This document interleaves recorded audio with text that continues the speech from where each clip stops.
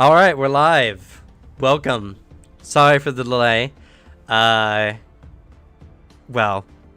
one of our computers is not doing well, but that's okay. We've come up with a kind of solution, and hopefully it's something that gets fixed eventually.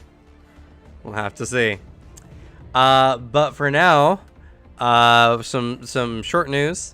The channel is doing amazing right now. We've had almost 40 subscribers in the last week, which is a record.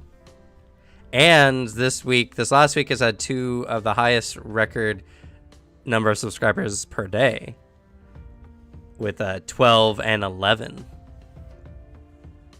So that's pretty good too. It's very exciting to see the channel is really starting to take a role, and before anyone knows it, we're gonna be growing at even faster and faster rates. It's very scary. Personally, it's very scary.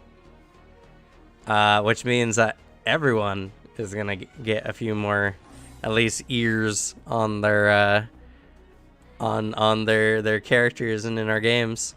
So it's gonna be a lot of fun. Also, be on the lookout.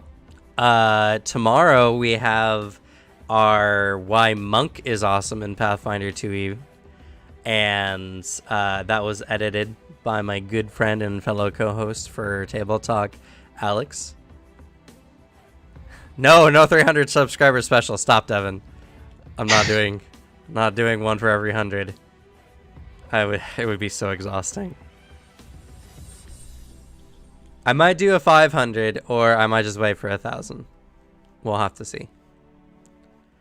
But what a guy, 250 it is. No, stop.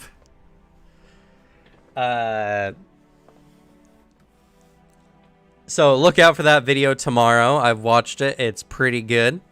But be sure to let us know in the comments, what you like, especially because this is not going to be a permanent thing, at least not for now, not until I can pay him.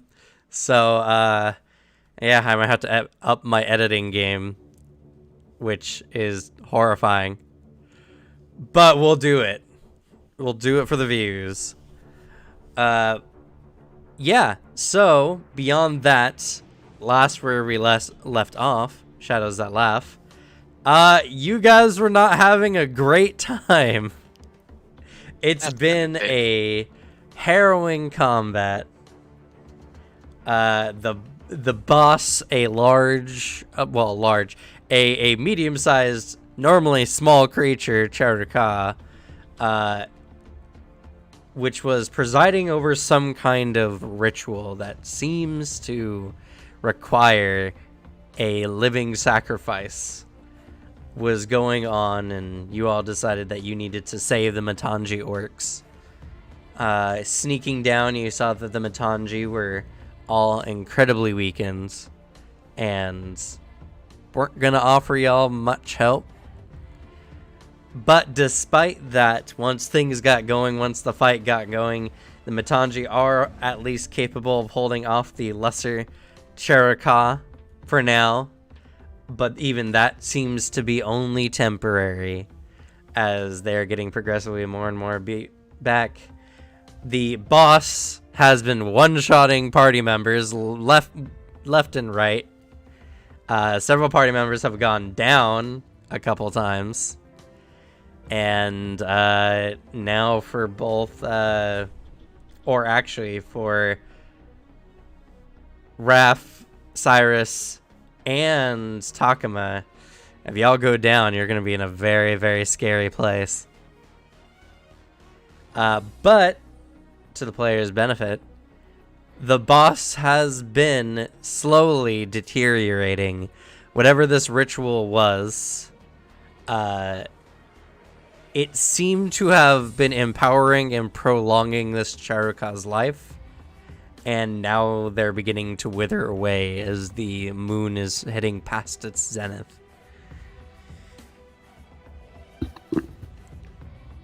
So, are you all ready to see how this combat's gonna go? Because after Gale's turn here, the boss gets to go again. I'm pretty sure Zexel's about to just sweep this. Yeah, Zexel's got this. I believe it's Zexel. Well, more specifically dribble, but they're a pair. More specifically, dribble. Yeah, that's true. The ultimate familiar. I'm sure the boss is gonna roll 2 nat ones when it hits me, and then I'm gonna get out scot-free. Yeah, 100%. Completely. Totally. So, that being the case, let's hop on in. The battlefield is chaos. The orcs are struggling even with the lesser Charuka. Your teammates are incredibly bloodied and beaten. Actually, paint the scene for us, Takuma and Cyrus. You've been damaged quite a lot and put on the brink a couple times. How are y'all looking? Give us a picture.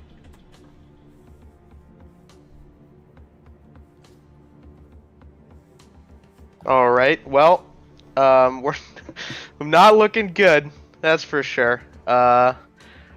Strode up to the boss, ran up to him, tried to put a dent into him, missed both times, and he unrelentingly one-shot me into the ground. Thankfully, I was able to get back up with the help of some party members, and then run back over. But it's definitely a tense situation going on, and I really hope he doesn't do the same thing he did to me before. I'm hoping on it. I'm actually betting on it. Paint us a picture. What does your character look like right now? Describe the battle wounds. Armor is completely shredded in all places, and there's a giant gash wound going down the front of him from when the Cherukai hit him initially. There's blood everywhere, and he's on his last legs. He's barely up. There's a bit of fighting spirit, but it's not looking too good. And I'll mention for those at home who might just be tuning in for the first time, the boss has this little aura thing around him only so that he looks different from the other Charuka. Because honestly, they all just look like angry baboons. And so the aura isn't actually anything. The boss is raging, though. And Takuma, describe what do you look like? Extremely covered in wounds, much similar to Cyrus. The look on her face is a mix of fear and pain and hatred for these things. And she is questioning her life right now since it's about to end. Grim, but alright. So, seeing this battlefield, seeing everything going on, Cyrus. Or not Cyrus, Gale. It's your turn. I'm also very... I shoot one of the small boys again. I don't remember how many bullets I have. I think I have one bullet in my gun. Bullet. Yeah. You're still okay. What was that slide? You're still shooting the small boys? You know why. Yeah, I'm doing the good idea. Sure. That's a miss. Because I can't hit the big boy anyway. So your first action, you shoot, you miss. Barely. Then I'm just gonna reload and covered reload. Okay. Reload and covered reload. Go ahead and... Yes. You feel like you're hidden. I see we're starting this session off with a bang. And by bang, I mean more of like a... That was kind of like one of those like big bangs that have the little stick that pumps out with a little flag that says bang. That's the bang we're starting off with. Yeah, that's the bang we're starting off with. That was a 5 and a 4. Rolled right at the top of the session. All right, boss's turn. Come on, nat 20s. Alright, so well, first, at the beginning of the boss's turn, you see that he's deteriorating even further. He is now completely gray. Some of even the tips of the hairs on his body is now almost looking like they're crumbling to dust. He looks incredibly enfeebled. Oh god, changing these numbers is going to be a utter pain.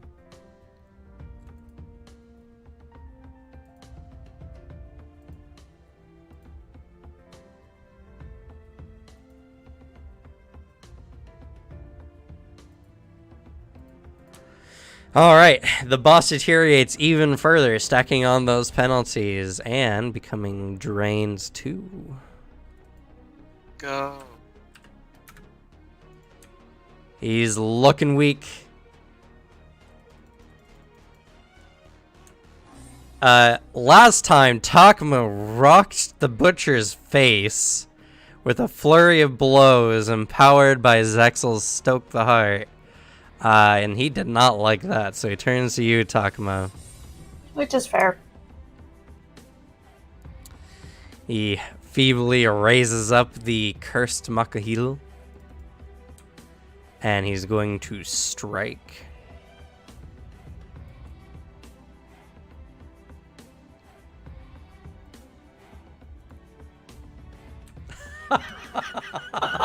No! No. That's critical. Would you like to use a hero point? I have no choice. Yes. Okay. He raises up the Makahil and he strikes. It's coming right at you, Takuma, but at the last second he falters. The Makahil striking into the ground, causing a shower of earth.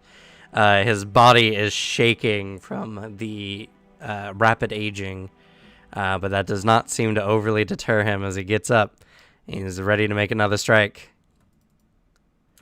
He's going to swing. That's going to miss. He gets ready, and he's going to make one final swing. Let's see here. Does he have anything fun? Nope, not for this week. Yeah, he's just going to swing again. All right, and that is actually a 20. I'm down. All right. Takuma goes down. She is not looking good. She's looking like she's in very terrible condition, and if nothing's done, she might not get back up again. I also use a hero point for that. Oh. You can make the boss reroll, but you cannot save Takuma with it. So you want to make him reroll?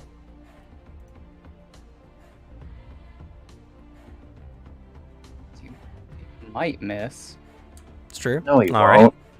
Probably not. No. I mean, you already missed once. Sure. He did roll a 16 that time, so Yeah. And he also has a -3 on top of this as well. yes. So This is actually a cumulative -13 on his rolls. it is possible. Yeah, I mean, what's your AC, Takuma? 19. So if he rolls anything less than a 15, you got a 3 in 4 chance. Gonna use it? Yeah. All I'll right. use it. He's gonna It's like attack. the best. Oh, That's a Oh, crit let's go. miss. So, he's about to lay into Takuma. This powerful blow, despite his weakened condition, comes right for Takuma's face when suddenly Dribble comes flying out of the darkness and hits him in the face, causing the blow to veer terribly to the side. He growls, flailing about before finally ripping Dribble off his face and tossing him into the bush, not doing any damage, cough.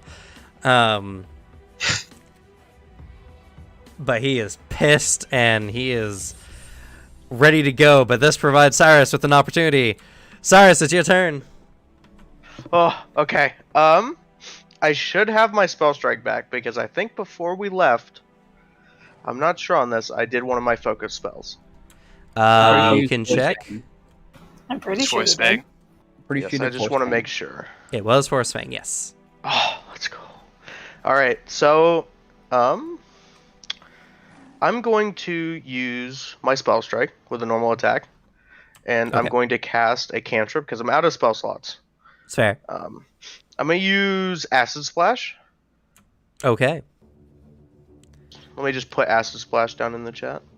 Okay. That hurt Takuma. No. Oh, I thought I think it would just do acid damage with the weapon hit. It doesn't have like the splash effect. Yeah, it's just the weapon, Yeah. and then I'll be using Spell Strike.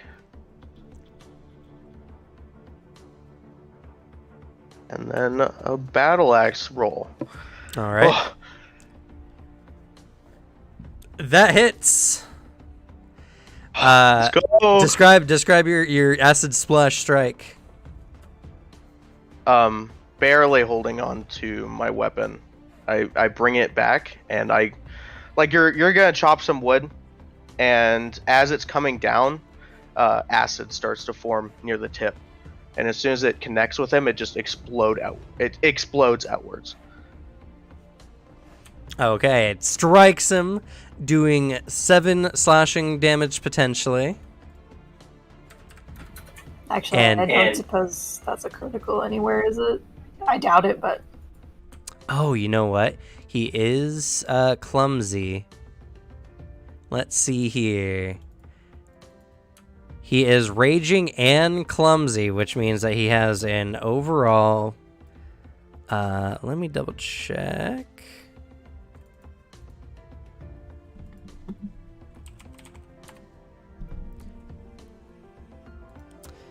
Gotta see... yeah, rage is just a straight penalty to AC. It's not a specific type, so that's a -4 to his AC. That is a critical. Oh shit! Oh, So that does 14 potential slashing damage. And 4 potential acid damage. And do you remember if you were in your Arcane Cascade or not? I was not. I haven't Okay. had the chance to go into it. He also takes persistent acid damage. That is true. He is now taking, let's see. 1. Yeah, just one persistent. I was double checking to see if a crit would increase that amount, but it does not. All right, and that's just one. All right, let's see here. Acid. Here we go. Status effects. Goddamn.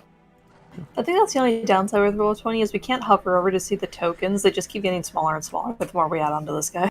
Yeah, unfortunately, you can zoom in quite far though. Like if you go to the max 200%, you can see a good amount of them. You would just be super zoomed in on the map.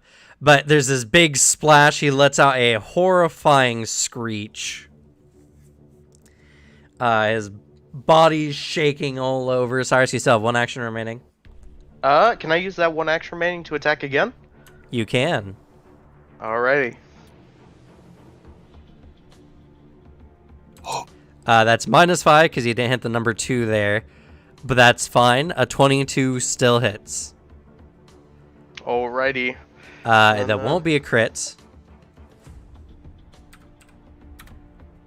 That'll do 5 potential slashing damage, and the Charuka, who is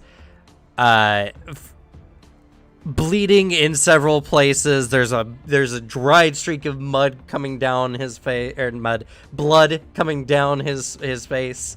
He is heavily atrophied, but he is still a menace on the battlefield. And he is still up. but he's looking question. as rough as y'all. What about the splash damage fast splash? It does not do splash, but spell strike. Yes, it does. It does not. Does it? I don't- just read it right now. For example, acid splash will still deal its splash damage to creatures other than the target. Says that in ancillary effects on the Magus page. Let me read. What? That is hidden.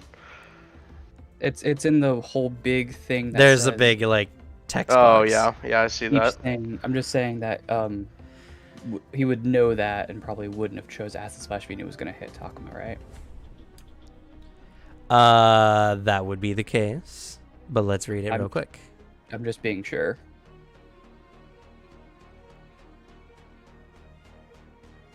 It even specifically mentions acid splash. It's true.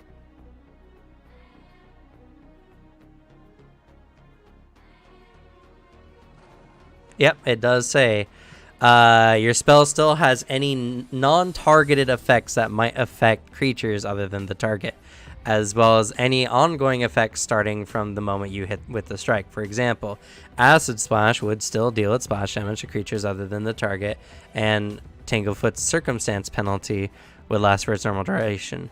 The spell takes effect after the strike deals damage. If the strike has any other special effects, the GM might determine whether they happen or not. Do you have a different cantrip? I have a spell that does a cantrip that does the exact same damage. I have telekinetic projectile. It does 1d6 as well. So Okay, we'll just count that as force damage then. Good catch. I didn't mean to derail anything. Sorry. No, that's very important. I just for future reference, when to use it. Because would that hurt yourself if you use acid splash? It 'Cause would. You'd be in the melee range. It would. Wow, that's kind of rough. Which does mean the boss takes the splash damage as well. Oh wait, he does not though, because we're not doing splash damage. Right. it'd be a 3 KO. I would would down myself. Everyone the would go boss, down. It would be Talk epic. Take one for the team. Well, technically it's taking two for the team because you take out you and Takuma at the same I don't know. Is he at 1? Actually, I don't know if my character would do that. No, yeah, you probably wouldn't. Especially with how low you are feeling. But the boss is not looking good, and that impactful strike has put him on death's doorstep. Ref, last time we left off, you had gotten yourself to dying level 1. You need to make a DC 11 flat check to go to 1 hit points. All right, you regain 1 hit point, and because it was mentioned on by a comment on other videos, I have changed the rules where if you make your dying checks, you come back with 1 hit point. I feel it's very lame to sit an entire combat out, even if you make all your death saving throws. So yeah, you come back with 1. I agree. Thank you. What do?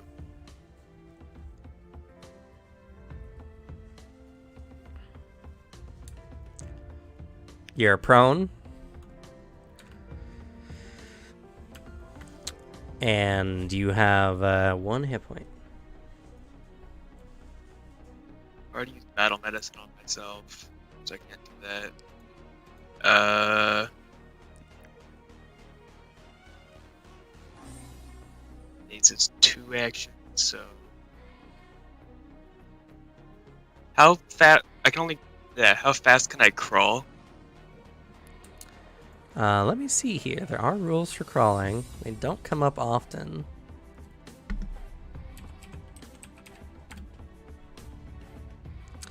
I think it's a 5-foot move, but I'll have to double check.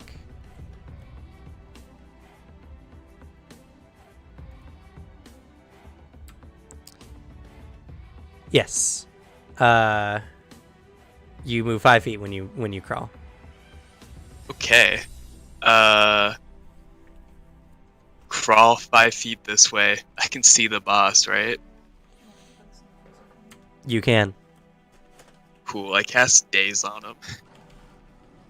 It's just come back to consciousness, barely even conscious. I know the boss is out there. Must end. Just hold myself along the ground, cast Daze on him. All right. You incantate in motion, and a sudden flash goes over the boss's eyes, and the butcher needs to make a will save.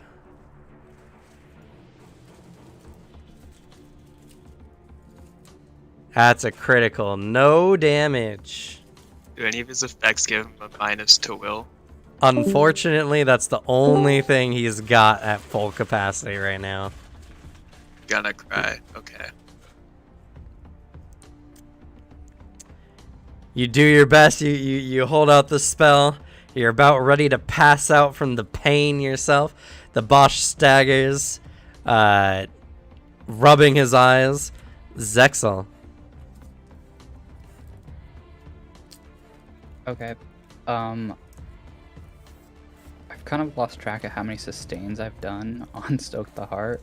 I think it's been about 5. Yeah, you still got time. Plenty. Sounds reasonable. I will one action maintain on Takuma. And hope that Takuma can just Okay. beat this big monkey once and for all. No one is currently down of the group because Raph just got up. Alright, yes, okay. Then I'm just gonna go ahead and, you know what? I'm actually going to spout the big guy. That's what I'll do. Because maybe if I get lucky, take it out, and then Takuma can start beating up little monkeys. There we go. All right, that's fair. Okay, so that's a reflex save. All Even right. this he still might make. He is clumsy. We'll have to see. Well, let's hope. Because I actually rolled good. Okay. Crit success. Another spout out. Despite everything that's happening to this boss, this Charaka is not going down. He is a threat in more ways than one. Wait, Is Oh, this actually- counting the clumsy? That is not a crit. Because he's clumsy 3. So that actually misses. Or it doesn't miss, but it, he succeeds, but he still takes half damage. So that's 3. He takes 3 potential bludgeoning damage. Oh, And with that spout, Zexel, how do you want to do this? Yes. Zexel is going to do this. Alright. Okay. So I start off, of course, and do my stoke for Takuma. You know, shouting, "You got this, you got this." Wait, no, I got this. And then I'm going to go ahead and cast the spout, channel the power of dribble. And I'm going to have it go from beneath it, and it winds up being this much more damaging than I thought. Just a big geyser. At least it looks big. It really wasn't that damaging, but it's enough. And just washes all over it. Okay. Let's knock it off its feet. The force sends the body up into the air before crashing down with a sickening thud. Many of the Charaka around look on in disbelief, despite being in immediate combat with a bunch of weakened orcs. Oh, yeah, Zexel's dancing now. All right. Zexel's doing a little jig. All the Charaka are temporarily stunned, and they don't do anything this round. They cannot believe that happened. Takuma. Gonna go for the one that Gale's been trying to shoot now, since our target's dead. With a small look to Cyrus before running in the direction of one. Okay. Careful, I think this one's the real leader. He's so tough.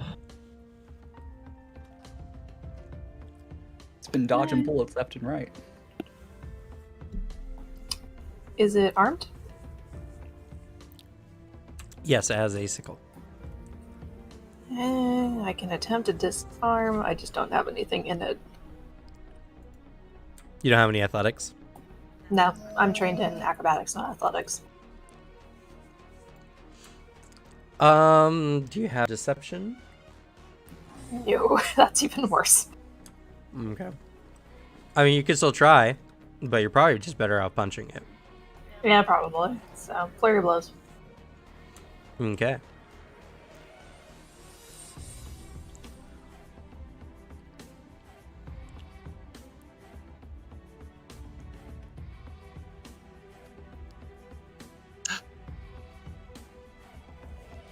Well, because if you really wanted to, you could be flanking this Charuka. Yeah, I didn't realize that before I hit the button. It's all good. The first one does hit, doing 6 potential damage.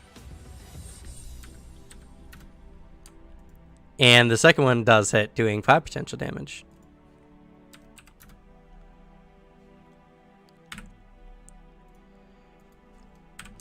Looking on in awe, it doesn't realize till the last second as Takuma staggers towards it, unleashing a flurry of blows, pummeling it to the ground. You still have some movement left, and one more action. May as well take a last hit at this thing. Okay. That's about on par. You move into position and you let out a kick, but your body falters at the last second. You're breathing heavily, your body's aching. You've never suffered such pain in your life before. At the end of the round, there is a rumbling as a set of clouds begins moving in at an almost unnatural pace. After a brief moment, there's a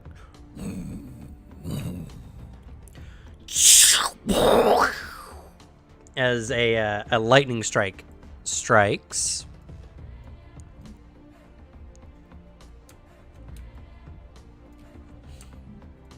Over here, where Tani was setting fire to buildings, and you see another flash of bright white light. And That's just Dribble helping out. Nothing to worry about.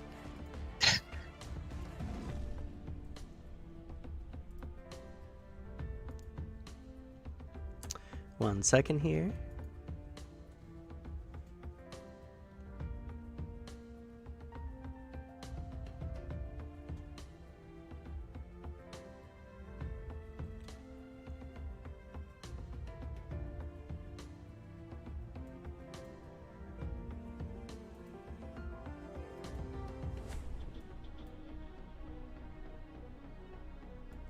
Well, Yeah, that'll do. That'll make things kind of hard to see.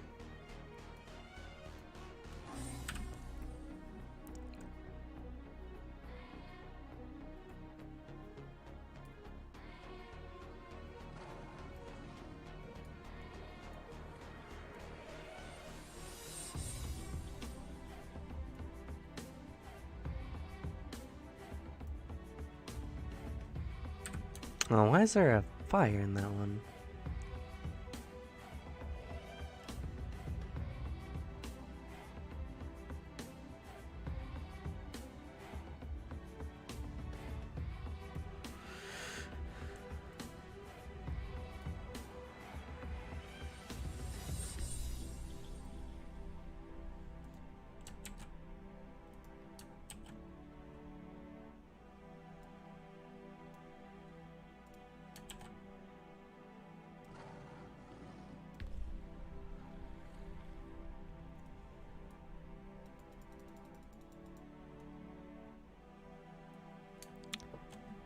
It begins to rain.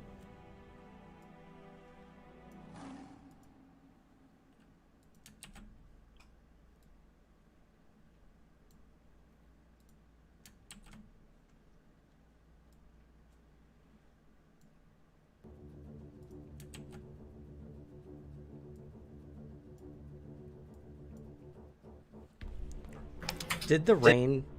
No, weird. It didn't happen. It happened on my GM screen, but whatever. What? Did it go dark for y'all? No.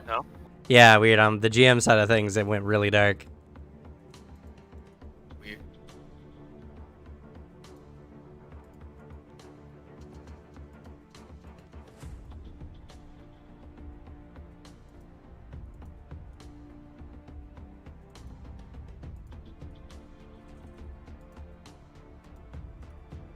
I'm really liking these assets. They're really adding to the playing table. I love the animated assets.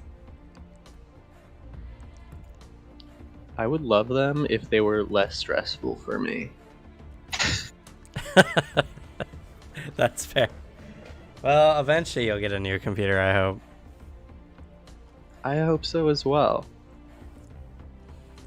But it begins to rain heavily.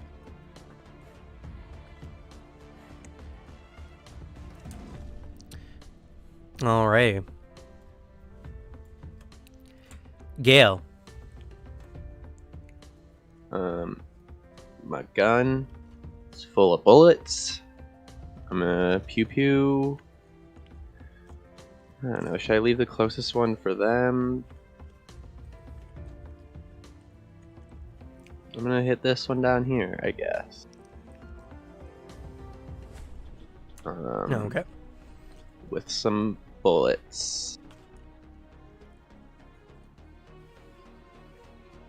Single shot. Okay.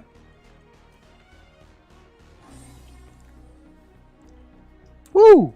That definitely does hit. I did it. That Charaka takes 4 potential damage.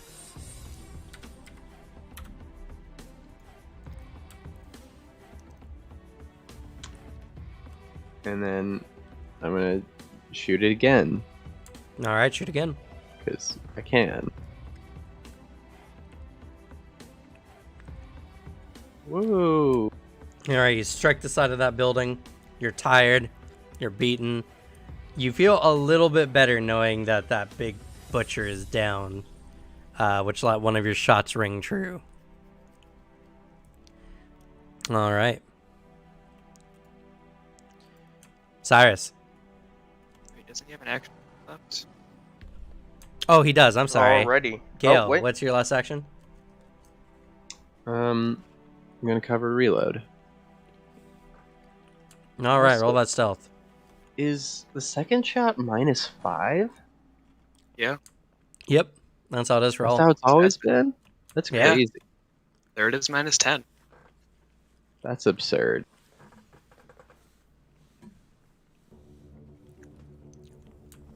Dab. Hiding in the shadows. You prep your next shot. Go ahead, Cyrus.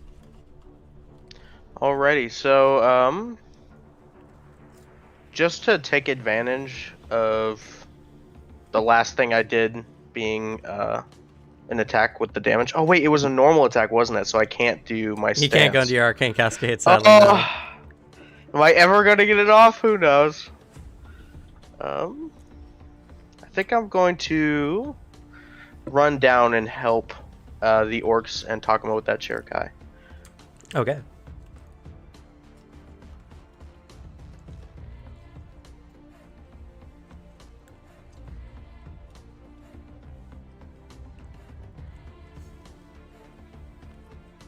Sort of stumble over the big Cherkai's body, the butcher, as I approach this other one and surround him fully. I'm gonna go for a normal attack. Okay.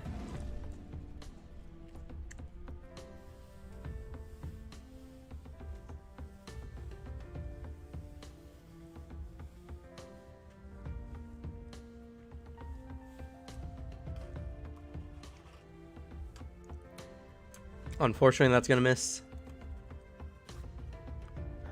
Well, Stun doesn't do anything to AC, does it? It only delays a round, right? Right. Yeah. um, So you I move, you guess- struck, you get one more action. I can't cast a spell. All right, I'll just attack again. Okay.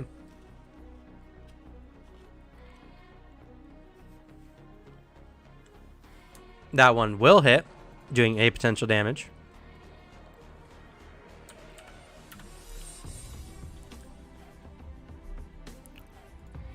Raph. First action, stand. Okay. Second action, seeing Cyrus is still fighting, I start just limping over, using Zexel for support, and battle medicine, DC 15. Okay. Failure. Is this worth hero pointing?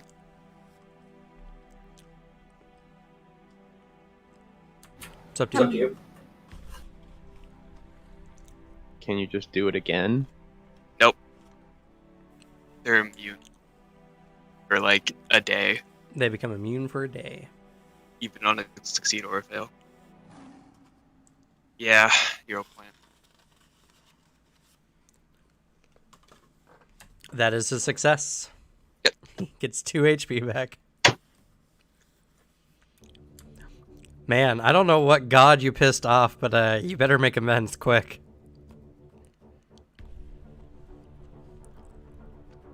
You're welcome, Cyrus. I'm sorry to get 2 HP. Thank you. Raph, you have 1 action left. Anything. Now stand, stride, battle Nope, you're medicine. right. Yep, that was it. Zexel. Okay. Zexel is awash in glory right now. It has to recollect. Let's maintain Stoke the Heart. It's number Okay. 7 now. Oh, yes, that means oh, I didn't want to change anything. That Charka would have went down anyway.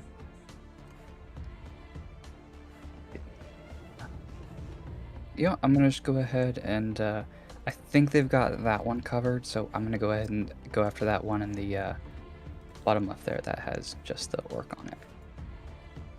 And I'll go for a spout. I don't actually know how to do the ping. It's just long click. Oh, it's long click. Okay, cool. Well then, yes, the one that someone just pinged. Yes. Cool. All right. So I'm just going to spout that one, and Okay. hope for the best. That wasn't the best. It was objectively not. But let's see. Maybe they'll crit fail, and I'll still do decent damage. That wasn't it. Success. You do It 2 still takes 2 damage. damage. It's a win. The fight between the Charaka and the orcs rekindle. Now that you're all ganging up on this one Charaka here, the orcs team up together and take it down.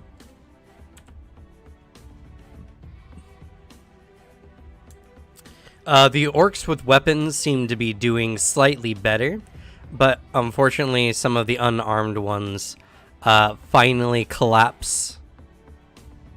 Taken down, but not killed.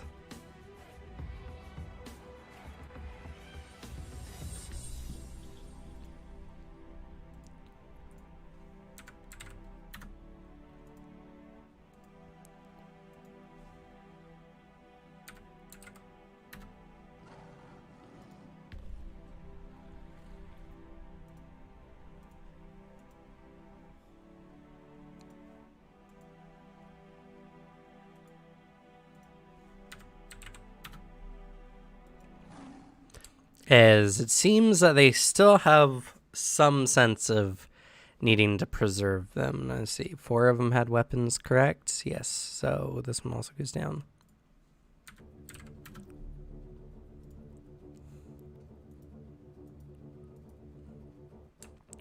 The Charaka that they have been fighting, though, do have half health.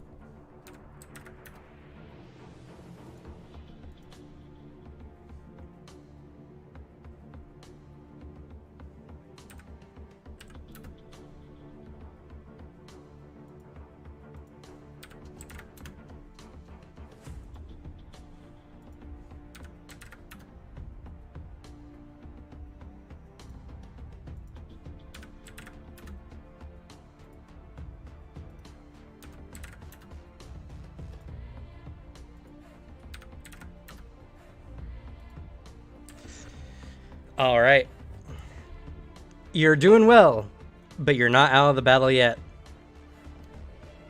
The Charakar is still fighting furiously, and several of the orcs go down. Takuma. Step to the nearest one. And flank it.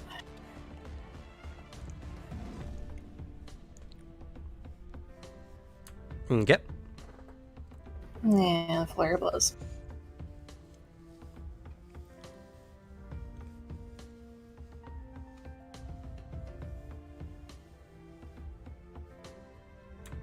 That misses. That hits. 10 damage. 10 damage. Nice. And that Charakar goes down. Let's go. So tired, weakened, you've been emboldened by defeating the boss. You all trudge into the battlefield, knocking out Charuka and aiding the orcs, which seem to be rallying behind you somewhat. Gale. I still... Oh, that's right, never mind. Step was 1 action, flurry of blows was 2. No, it's 1. No. You're right. You have 1 action remaining. Go ahead. And I still have movement, so I You will do, you do. move to this Charakar. And just use my last hit on it. Okay. Miss. All right, now Gale, go ahead. Okay. I reload, and then Okay. I'm going to shoot this one again Okay. with a single shot. Single shot. That hits, doing 4 potential damage.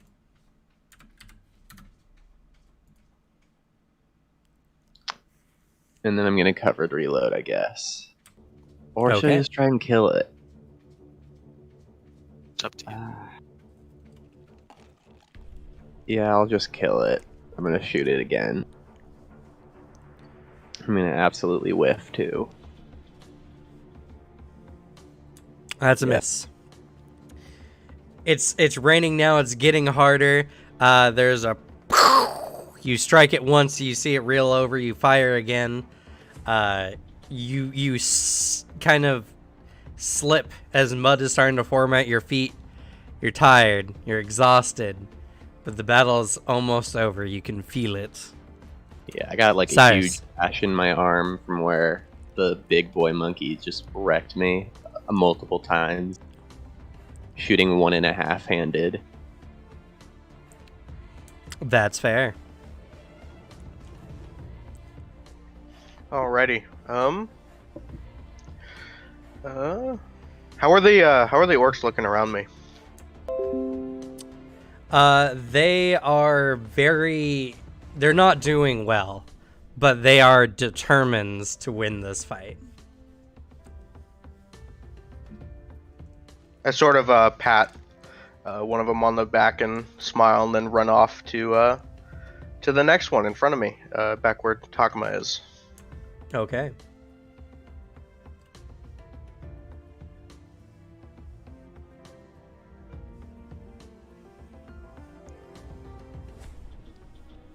And then I'm going to make an attack on the one in front of me. Okay.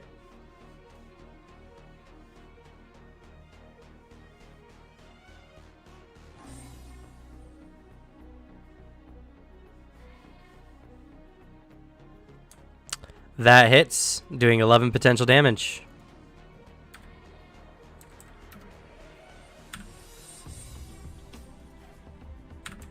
Knocking out that Charaka. And then using my last action to attack the one on my right.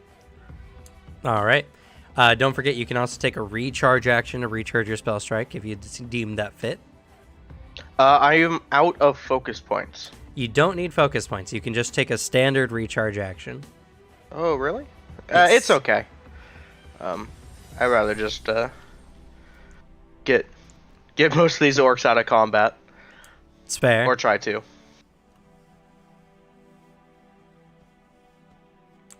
That also hits.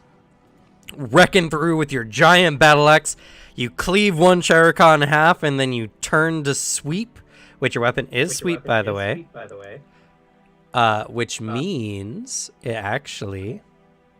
Oh, I I'm hate sorry. to be That person, but doesn't have might a minus miss, 5? yeah. You are correct. You are correct. When you're hitting the next attack buttons, make sure you're hitting the number 2 and the number 3. My bad. I will do No that worries. next time. You did get a bonus to that attack roll, though, because you do have a sweeping weapon of +1. Unfortunately, you have no conscious allies to be flanking with it, otherwise it would have hit. Unfortunate. It's okay though.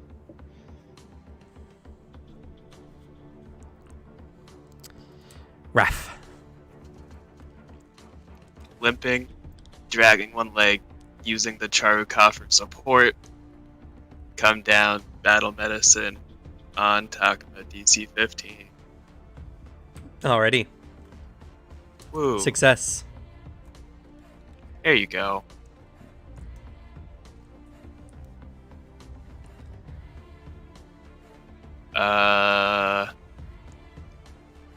Step over towards this one. Alright. Zexel. Okay. I'm gonna keep Stoke the Heart on Takuma. That's number 8. And while I do want to attack this guy, I see at least 2 orcs down. So I really would rather try to stabilize and make sure none of these try to keep these orcs from dying. Yeah. Okay. What am I do? You do know that they were knocked unconscious. Non-lethally. Okay, so that means they don't have like the dying condition. They're not dying, no. For some okay. reason, the Charaka are keeping them alive. Oh, okay, okay. Well, what I have noticed that it is raining. I'm like 30 feet away. Yes, because it's taken them quite an amount of effort to do so non-lethally. You see is like they are hitting them with like the butts of their weapons, or All right, you know. I'm just trying to make sure I'm not, dipping into player knowledge instead of character knowledge. Okay. Well, if Zexel saw that, then sure enough, I know they're not in immediate danger, in which case the better bet is to try to reduce numbers of enemies. So then I will again spout, this one right here. Yeah, I did the ping right. Okay. Ooh, my color's like a teal. That's lovely. Let's go. Not a bad roll. Okay. Not a bad roll. Alrighty.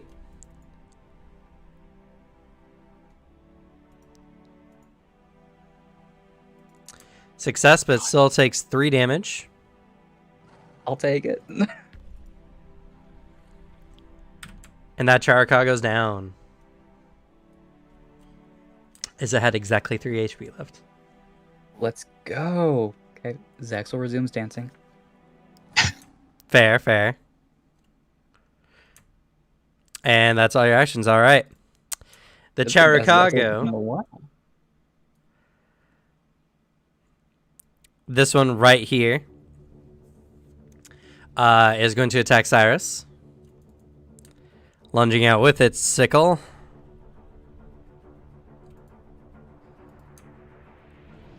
I don't think a 14 hits.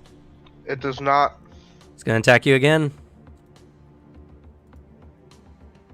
I don't think a 12 hits. It's going to attack you again. I don't think a 5 hits. This one over here actually cannot pick up any rocks because it is currently on a bamboo trap thing. So it's going to move. Now pick up a rock. A nice hot one from the campfire, or the bonfire.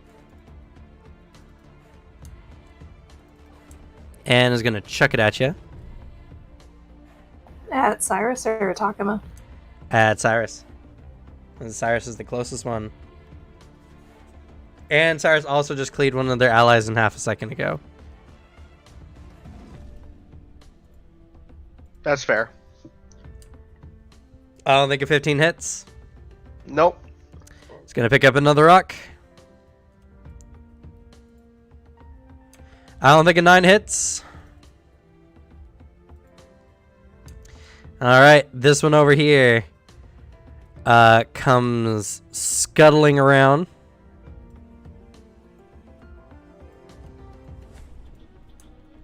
And it's going to pick up a rock and chuck it at Takuma.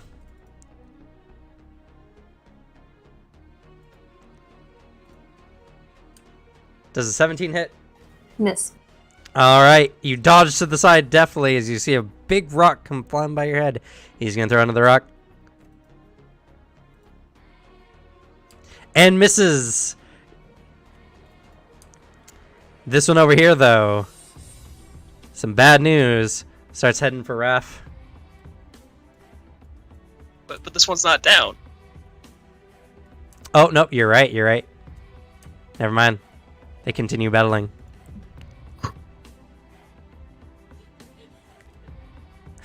Sweats profusely. Alright. Now you got me. There's a lot going on. Takuma.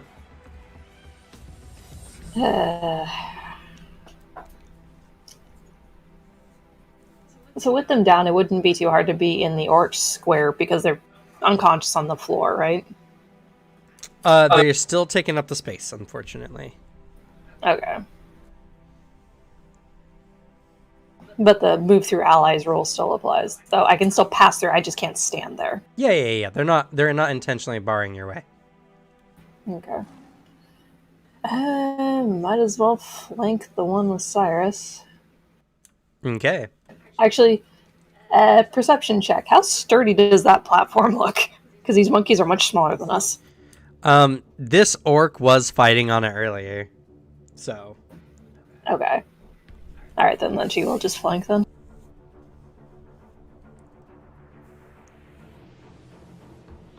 I am flanking, I swear. It just doesn't look it because it's a small creature. It is a small creature, yeah, you're fine. Flurry of blood.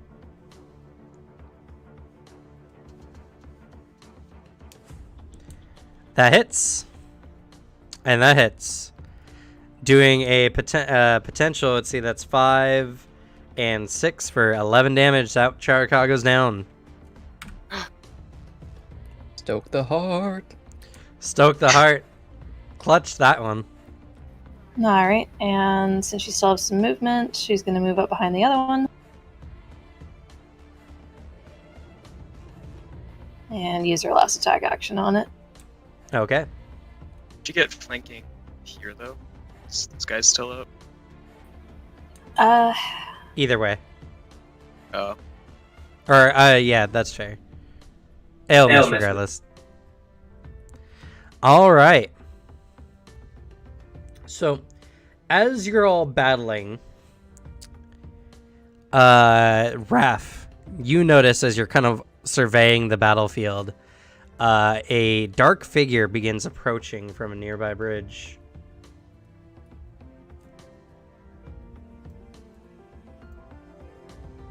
Look like Tani, or does it look like something else? It does look bigger than a Charaka. More orc-like. As you're watching, you see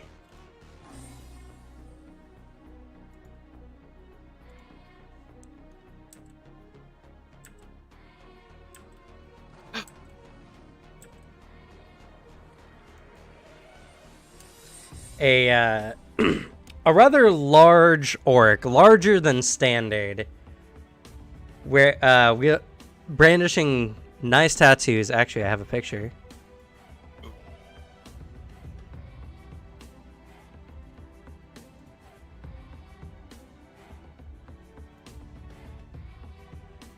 One second.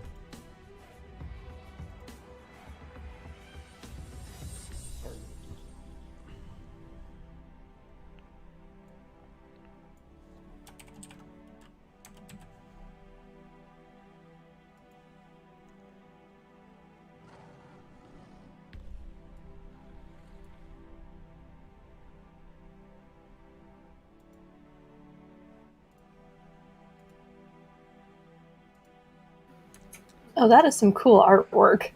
Oh, I love It's that. the dude. Whoa. It's the Is guy. walking towards you all carrying Tawny Tawny, who Tawny Tawny's also not a very small orc. In his arms. As he Feeling right now. as he steps onto the battlefield, he surveys it lightly, and then he incantates. You can see one of his hands slightly gesturing under Tani Tani as he breathes in deep and goes,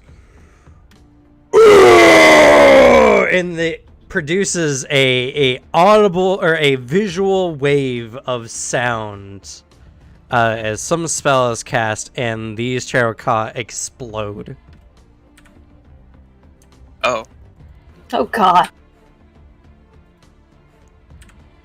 As I'll let you all know now, they took over 100 points of damage from that. Whoa, what? That is a horrible way to die. Seems I like mean, a at least bit it much, was huh? quick, but I'm not sure it was painless. I mean, it was so much damage. There's no way they were alive long enough to Well, feel they anything. they also crit failed because they couldn't succeed. Oh my god. The DC for his the fort save for that spell for him, I think, is let's see here. I think it's 35. My god. Bro, Tiny Tawny's dad is a beast. If that's her dad. For all we know, that might be one of her brothers. Either way, that's my new husband.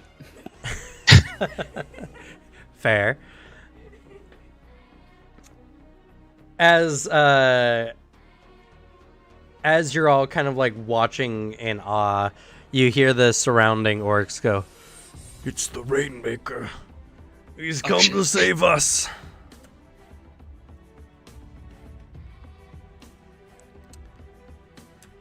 As the orc kind of strides over to where everyone's at.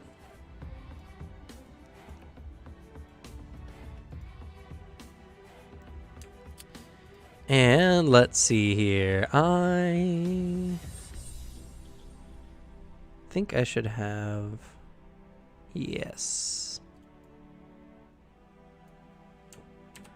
Let's change the music, shall we? Is it just me, or is anyone else picking up the actual rain noise from the assets? Because I wasn't sure if it was coming from the music or Roll20. It's you. Yeah, Just there's no noise on the assets. I'm picking up rain noise from outside, if that counts. That might be what I'm hearing as well. I mean, Western Washington, so. Same. It's also raining in Eastern Washington right now. Cries in Southern California. Yep. Gotta love rain, huh? Yeah, That's we have a definitely flood not warning what I right now. want. Yeah, the downside when you get the offshoot of a cloud from a hurricane. All I know is that Zexel's immediately gonna try and pop over and start try to help someone up and look important.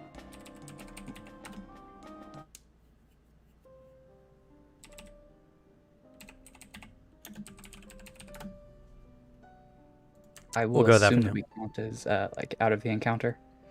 Yes. You're free to do as you please. The orc kind of comes over.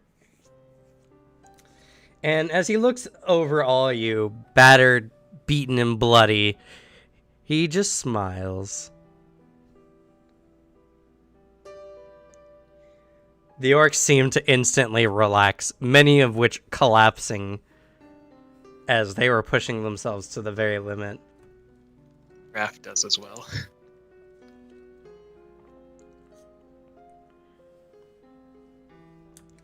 Without really saying much,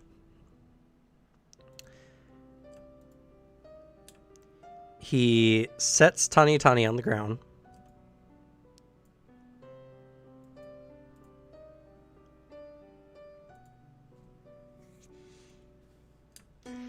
And he pulls out a large little pouch made of a very fine looking silk and begins to pull items out of it and seems to do some kind of ritual.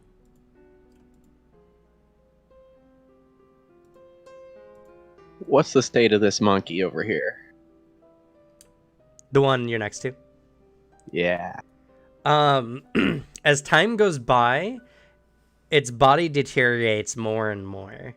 It has emaciated to the point where the skin is stretched across its bones. Okay. Is it possible for me to get a trophy? You don't know. You don't know if anything you get won't turn to dust in a matter of time. I'll put it on hold for now. Does it have any like necklace or something? Like, It does have a fair amount of like items, trophies, some more on the grotesque things like some mummified fingers. Yeah. It does have the Makahito. Yeah, I'm gonna take that and see if it tries to curse me or something. As you pick the Makahito up, you don't noticing anything at first, but then you watch as it begins to ooze blood. As the whole thing just starts dripping with a large fountain of blood.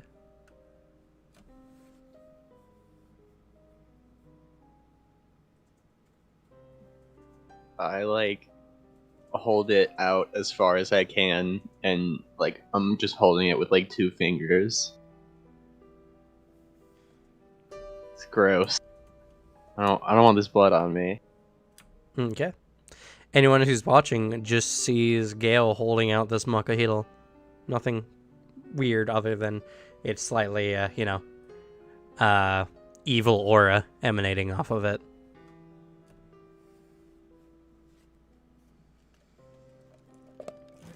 Now, as a question, I know that he was made like the bigger token. Was that because he was actually medium sized, or was that just a differentiate? Yeah, whatever that word is. Between He was actually a medium-sized Terminator. creature. Okay. Which means that weapon is way too big for me. I'm gonna like I want to like start shaking the knife to see if I can just like get the blood to stop.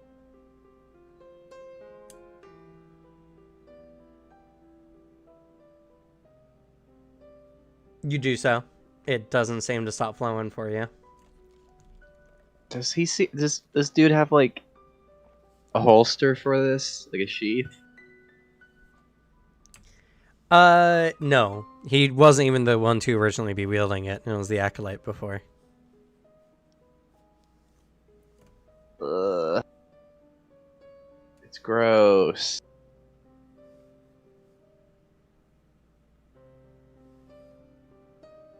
I guess I'll just make my way over while holding it away from me so I don't get blood all over myself. Okay. And as I mentioned before, anyone who sees Gales just sees him holding the Makahito. Nothing beyond its insidious aura. Very clearly grossed out.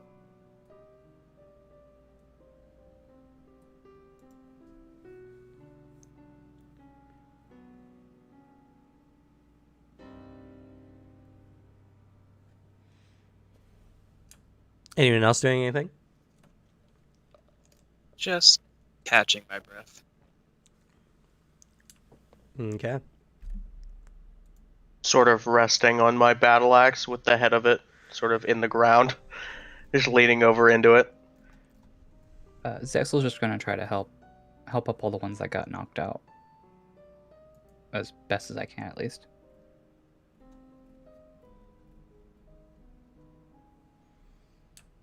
Okay. As you're all doing so, after about 10 minutes, I don't think I have. No, it's okay. This one will work.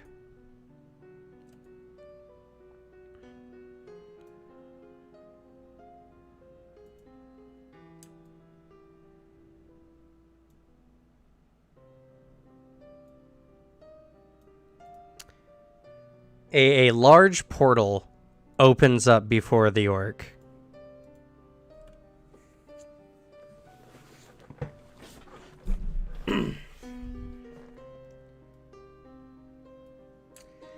And as it does so, you can see what looks to be a settlement on the other side, with a bunch of orcs. It doesn't appear to be raining on the other side of the portal. And when, the orcs all look shocked on the other side, some of them come around and look as they see a bunch of battered people. And they go in starting to call. The orc turns and looks at all of you over his shoulder.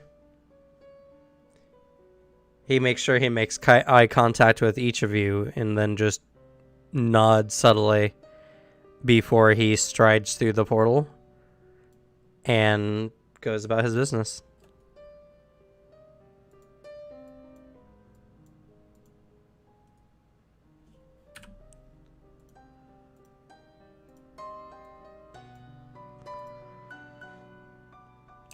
It doesn't take too long before a bunch of orcs and half-orcs come out of the portal, going to everyone and begin to tend to your wounds and such. And once you're all capable, you're brought through the portal and brought to their city.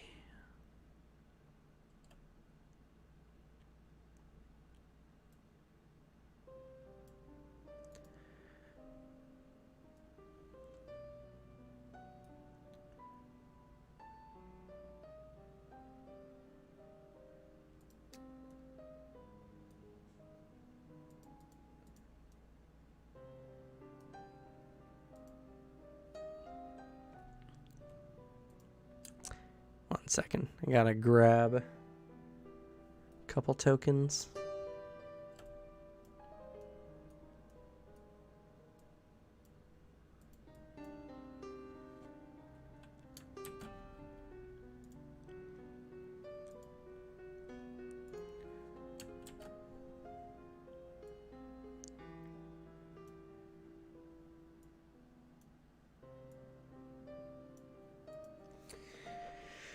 Now, unfortunately for everyone, there is not a map or any representation of their city.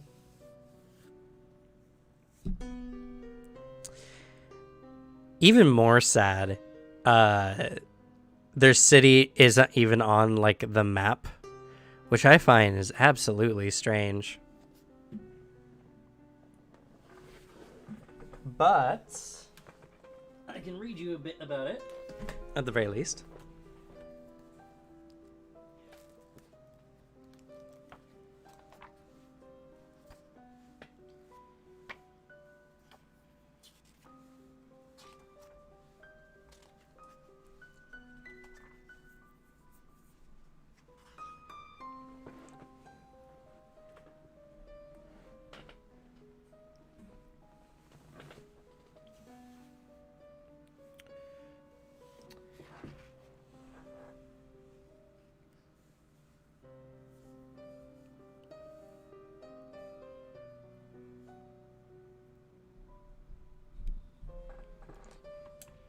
All right.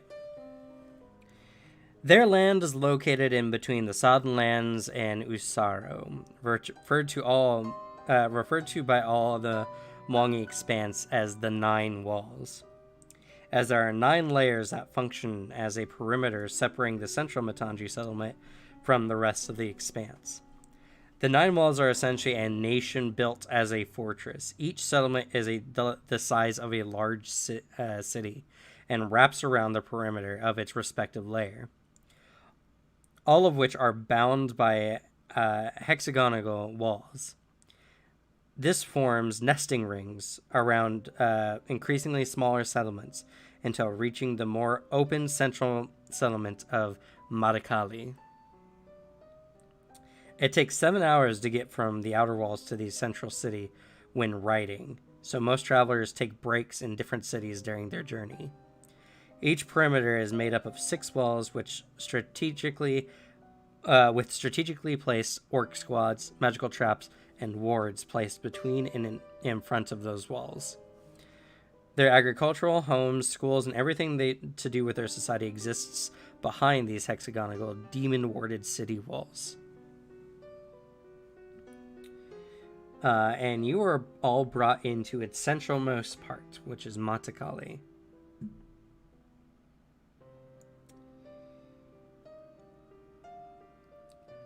It is actually the largest city of them all, and has the reputation of being one of the safest places in the Mwangi. It serves as the hub of the Matangi politics, wealthy residents, and high-ranking officials. All Matangi are allowed to visit Matakali, but outsiders require either invitation from a high-ranking individual or officially granted citizenship. Many orcs in this area are far different from the norm of orcs anywhere in Galarian. They have incredibly haughty attitudes, their own status hierarchy, which is culturally enforced, and it's where one will find the most orcs that have never seen combat or even built up muscle. So as you're all kind of taking in, it is nighttime, and you're all brought to what appears to be a hospital, and your wounds are tended to.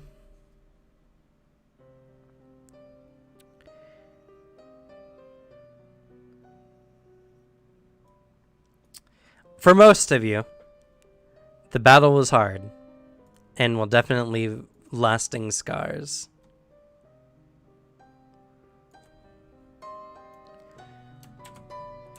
But the battle was won. Everyone survived, including Tani Tani, and you're all healed with a relative expediency. Many of you getting to full capacity within a matter of a few days.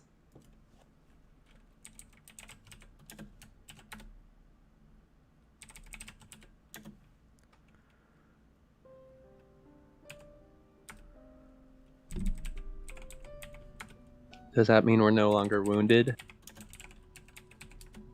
Yes. You will all be brought to full.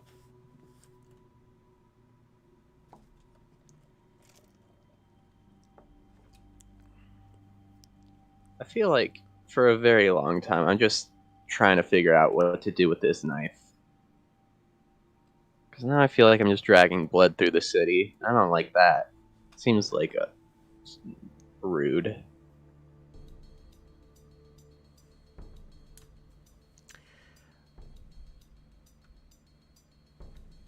Well, you all notice Gale's strange behavior.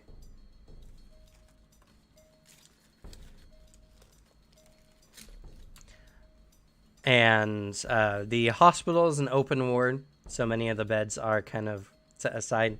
Fortunately, it doesn't really seem to be filled with much more than your group and, of course, the Matangi that you saved.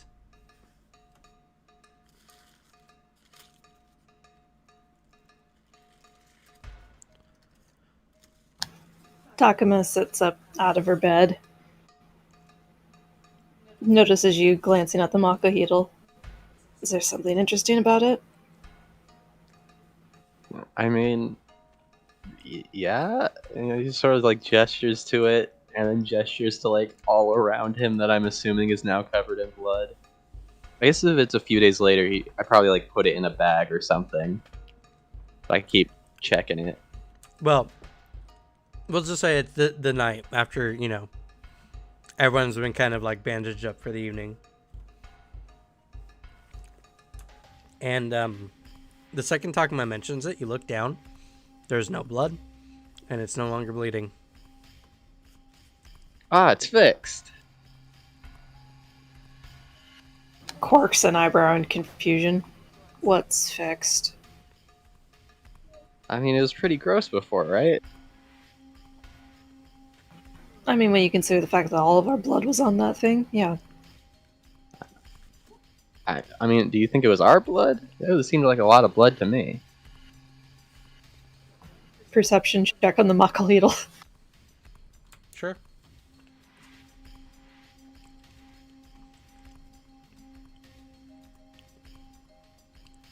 That is a 20. Not bad. You look it over. The Makahito, besides a very faint dark aura that gives you the chills, doesn't seem overly gross. It has a very worn handle, and there's definitely dried blood on it, for sure. But nothing that matches what Gail's describing. I mean, Gail's describing blood, which it does have, but it's all like super dried. In your opinion, he just seems like he's exaggerating. No, I that's mean, as soon as I realize the blood is gone, I'm like on my way to wash my hands. Just get ew. Do I happen to notice any blood on his hands while he's doing that? There's no blood on his hands. He's just crazy.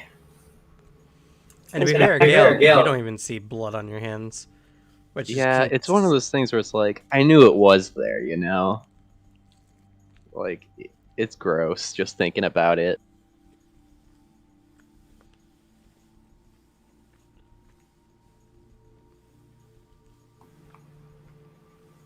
I think once everyone's been bandaged up, Tiny Ty will spend the rest of her time just checking in on the other orcs to see how they're doing.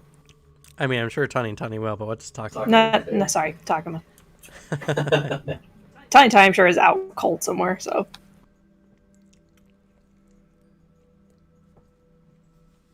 Actually, is she in this ward with us? Or was she taken somewhere else?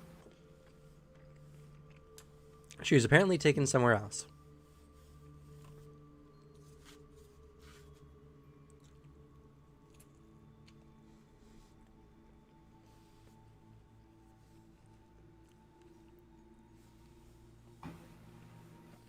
And once she's done her minor checkup, Takuma will just go back to her bed and lay down.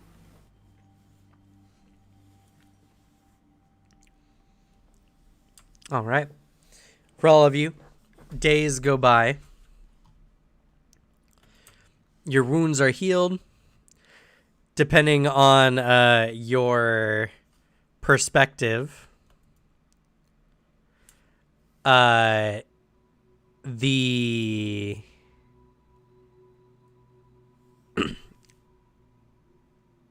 the scars that you're left with are either really cool or something to be ashamed of.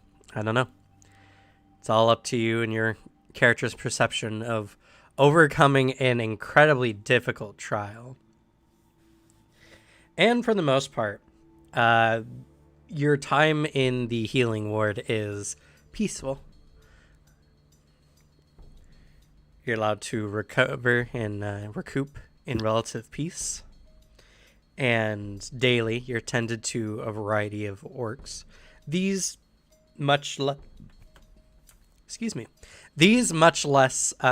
built than other orcs in Matangi you've seen before. But they are incredibly skilled. And even Raph might learn a thing or two from their technique. Interesting note about Raph. While usually Qualnem is by her side, the days she's spending here, Qualnem isn't with her, isn't summoned. Okay.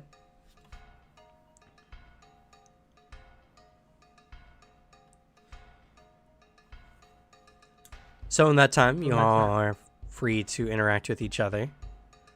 or we can just go to after you're done healing. I mean, Zexel didn't have to heal at all. Zexel has no scars and nothing. Never got touched. That is fair. So Zexel's telling everybody about how Dribble defeated the big bad Cherika. All right. Well, since you haven't been needed any immediate healing, then we'll get to you in a sec. But for anyone else who wants to roleplay on the board,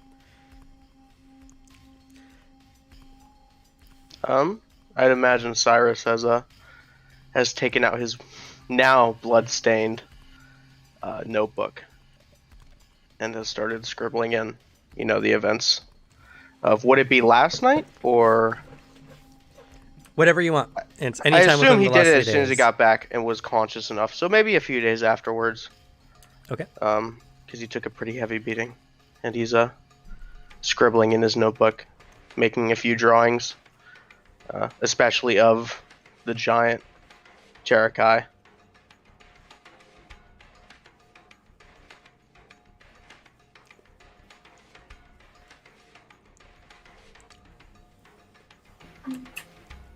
Takuma rolls over groggily with one eye open in Raph's direction. Raph, you alive? Yeah. What's up? Just making sure. Why? You weren't looking too good when we were dragged out here, so I'm just making sure you're okay. Thank you. You doing alright? I feel like shit. Same. God, did my father elaborate on those stories way too much. Or embellish. What do you mean by that? He made it sound peaceful and all that.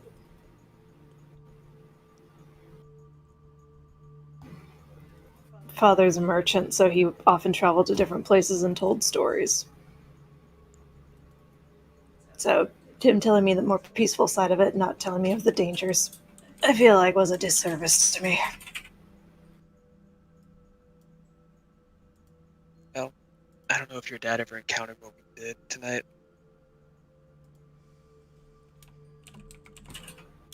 Probably not. If it is, he never talked about it.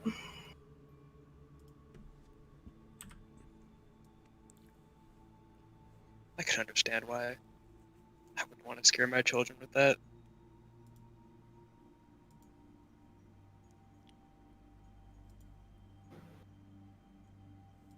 Yeah, but it's no lack of common knowledge that the jungle takes and kills and gives as it needs. So just not pointing out one of the dangers seems, I don't know, wrong. Fair.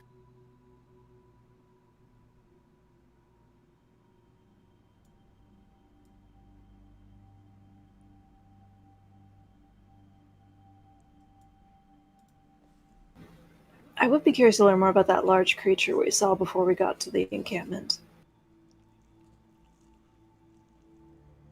I am too. It's very strange. Like I've ever seen anything wither before my eyes.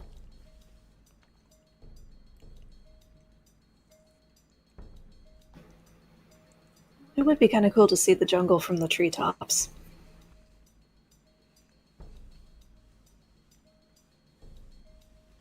That would also be really cool. I agree.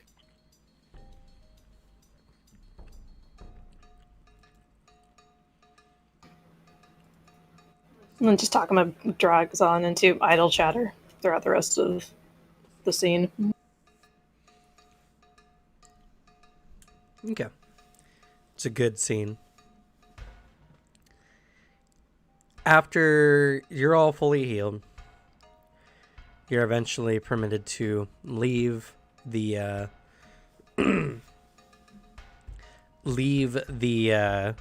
healing ward. And as you all do so, you all see a strange sight.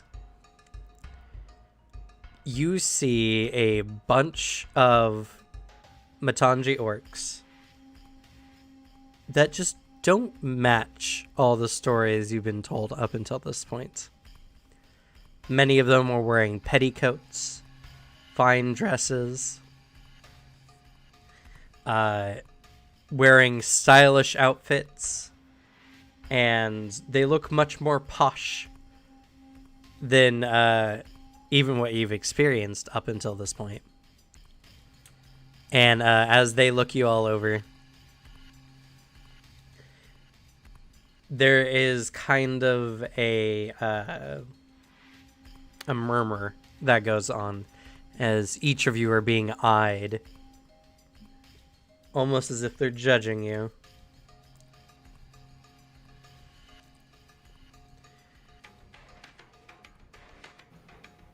Takuma's immediately uncomfortable. In our blood-stained clothes that are all torn up.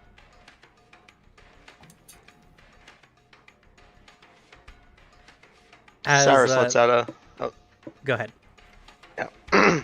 As we, pass them, Cyrus lets out a weak smile, feeling the gaze. Suddenly, through the crowd, Zexel manages to wriggle their way out.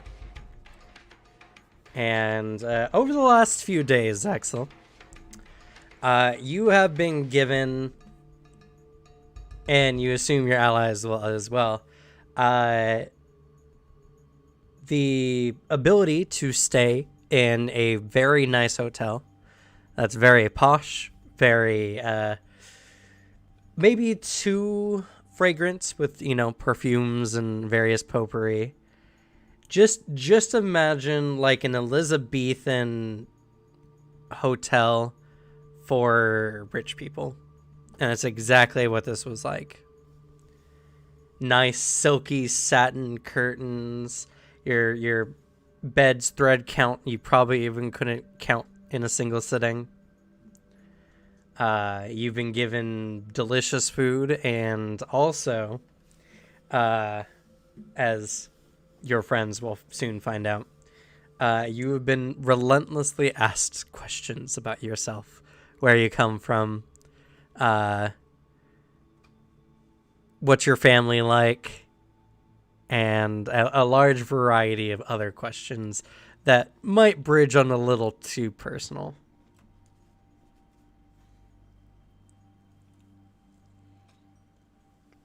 Zex was all for that.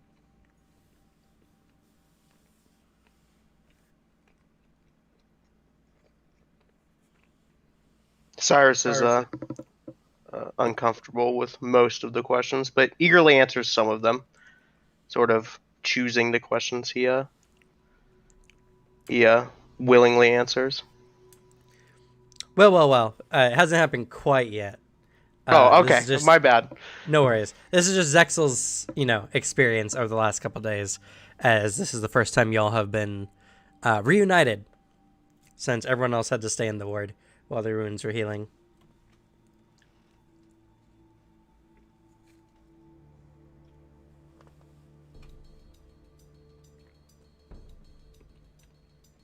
Well, Zexel is going to enjoy every minute of it.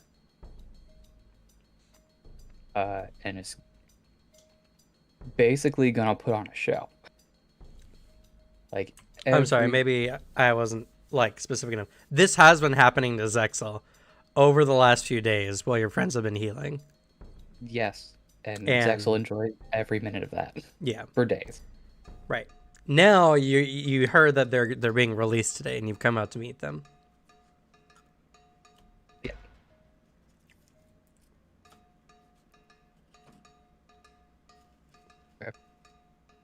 So are they do they know that they have a place at this hotel area yet, or am I supposed to be picking them up? It's whatever you want. They have been cordoned off from the rest of the city up until this point. So you're sure they probably don't know what they're in for. Well, It's I'm not gonna however you follow want to meet them them. after all this time. Well, Zexel's gonna go to meet them at the ward and bring them and talk about how it's pretty like meager living, but it'll do fine. It's at least way better than the ward.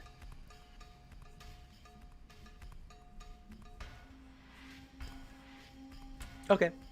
Well, as you do this, someone in the crowd finally steps up. A orcish woman in what appears to be like almost like a navy admiral's kind of like jacket. She looks very militaristic but posh, is a good way to put it.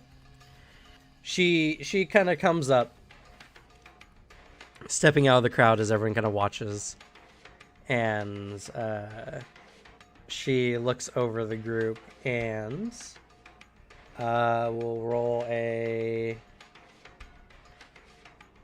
d4.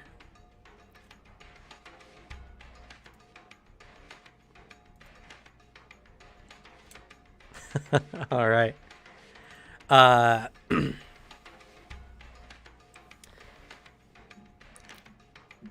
Her eyes settle on you, Takuma.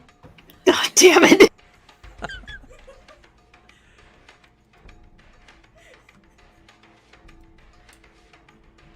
And she comes up and she says, "You're not of the Matangi. I haven't seen you around Nine Walls before. I've heard of your exploits. Would you like to go and have a nice meal? We have many fine eateries around here." Her accent even seems different than many of the Matangi you've met up until this point. Sense motive? This is the time to use it. Go ahead.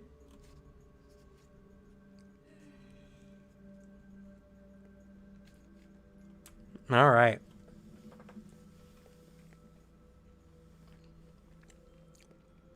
You definitely think she's trying to pick you up.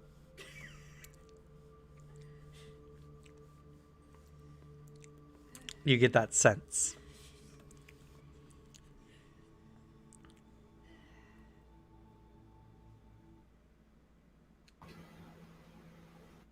She politely waves a hand. My apologies, but I'm still in awe of Nine Walls, and I'm in the process of taking it in. But as for me, not from around here, no, I'm from a village near the Sodden Lands. Oh, I see, I see. Well, if you ever want me to take you around, I can show you the sights, she says, kind of, insisting. I will definitely keep the offer in mind. But I think for now I'll just wander and learn on my own for now. Oh, such a shame. Another orc steps up, looking like a nice, wealthy orc merchant. A little bit heavier than some of the other orcs. Let's roll another d4 here. All right. Comes over and sees you, Cyrus, and kind of moves over. He's like, "My, I've never seen lizard folk with your pallor before. Are you from the Mwangi, or are you possibly from somewhere else?" His eyes kind of get big at the prospect. I'm not from here, you could say. Well, nowhere near the city, of course. Of course, of course. I mean, tell me, Is your family familiar with trade by chance? Can I make a perception check real quick? Sure, you can inside him.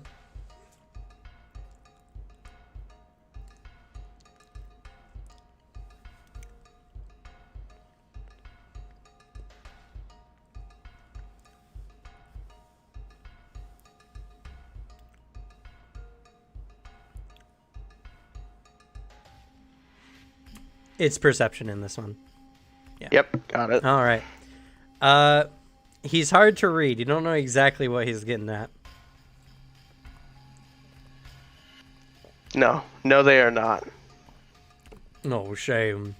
Do you come from a very big family by chance?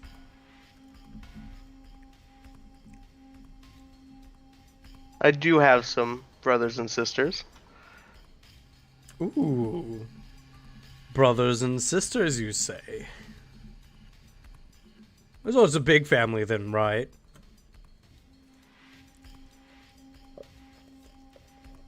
It is average among our folk, I would say. Oh, you'll have to forgive me. I'm not very familiar with the lizard folks. You know, family sizes. I mean, amongst us here in the Matangi, we average about 6 or so per household.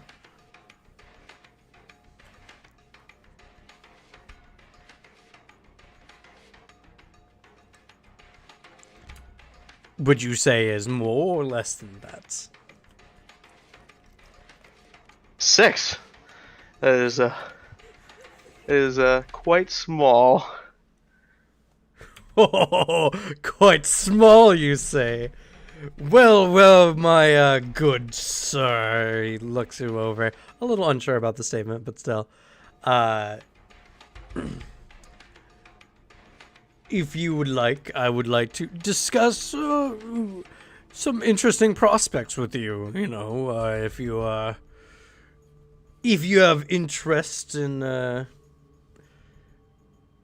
maybe getting some profits and getting a connection with the Matangi. He kind of elbows you in the ribs a little bit, being overly chummy.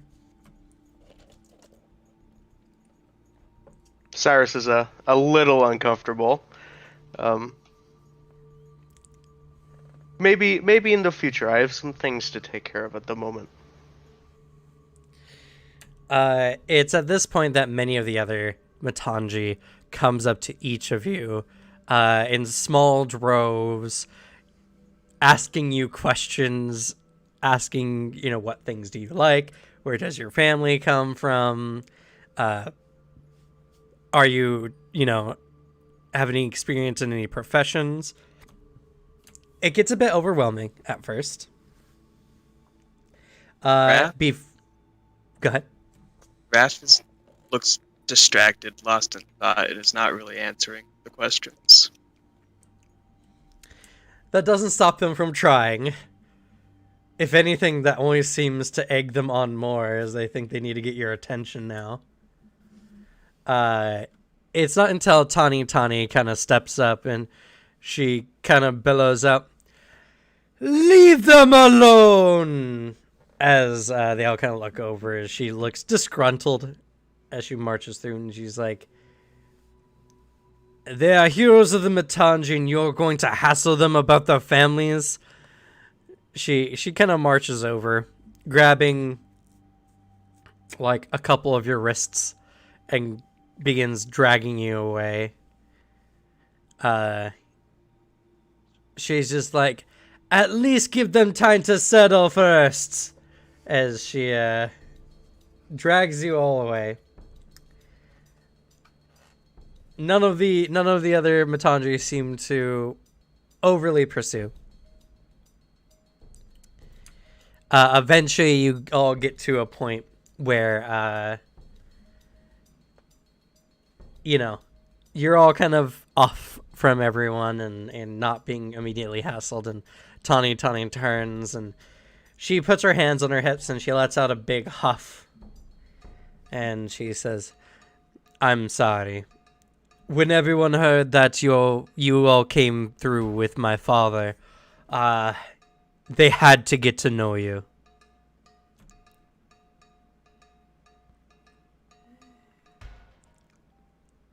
It is fine, although some of the questions were a bit too personal for my taste. She kind of smiles. You're going to have to get used to that. The Mutanji are tenacious, if anything. She grins. I will adapt. Looks over at Cyrus. Wait, 6 is a small number. What's the highest number for your kind? Mentioning the amount of siblings and all of that. Well, our tribes can be quite big, and I consider every one of them brother and sister.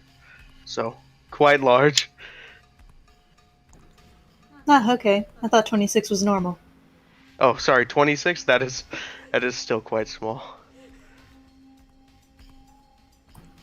She shrugs.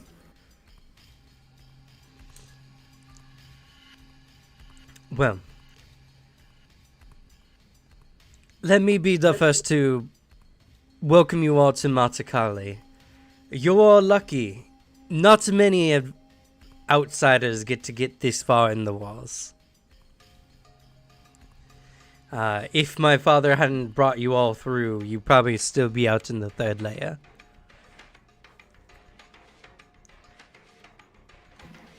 It's definitely another world. In comparison. She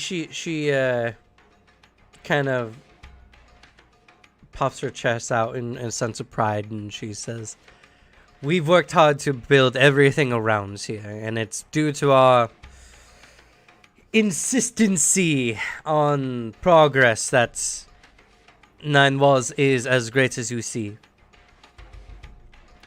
Each of the rings are a big city, the largest being Matakali, where you'll find yourself here today. You would be hard-pressed to find the same commodities in the Mwangi Expanse anywhere else.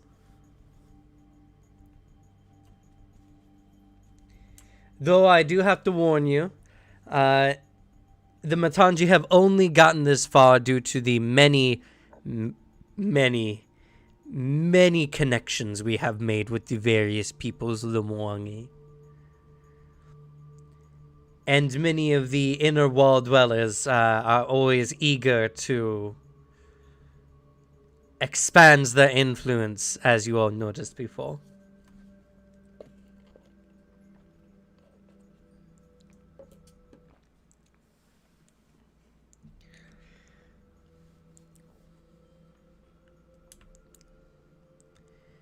I would just be careful what you say. It might be taken too seriously. But you are looking great. Much better, and I have to say for myself, much more appealing with new battle scars.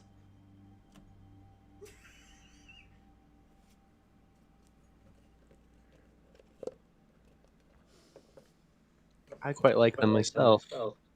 Zexel hears that and then just looks down and looks disappointed. I don't have any scars.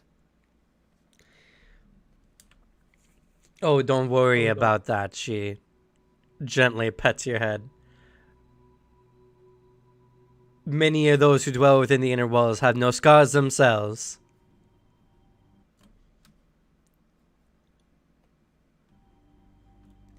In fact, we are very proud that there are many of the Matanji who now do not have to fight. It has taken a long way to get to this point.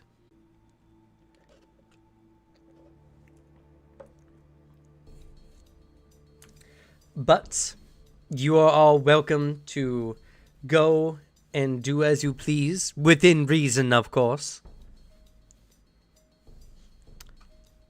You are guests of the Matanji here, and you should take the opportunity. Oh, that's right. I had forgotten up until now. I apologize. She motions to his exo. Everything has been busy up until this point. But after what you've done, we decided to give you all a reward of sort. I hope it is sufficient enough.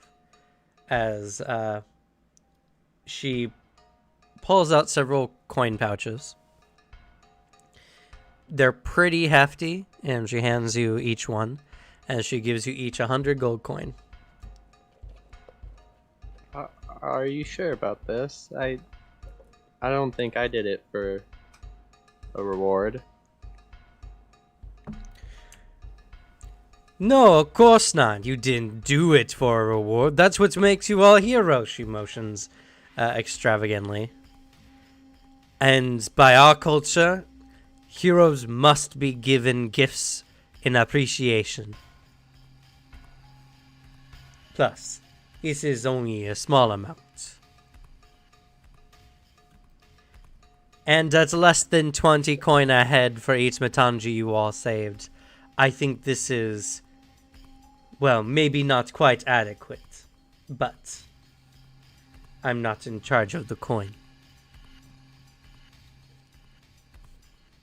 At that point, Zexel's gonna chime in. It's like, yeah, from what I've noticed from the last few days while you were in the wards, they really seem intent on giving gifts and seem rather upset if you decline. That's why I've been to about 13 dinners in the last 4 days. They just kept offering and found it rude to say no.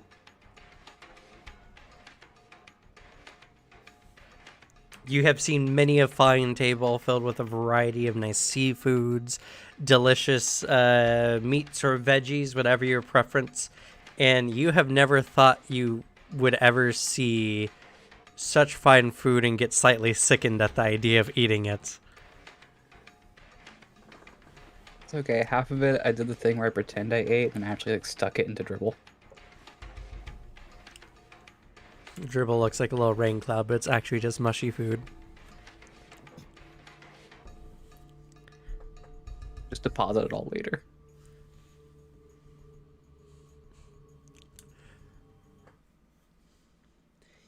Takuma smiles and nods in appreciation and pockets the coin.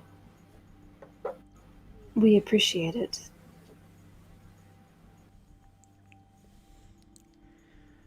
We appreciate you.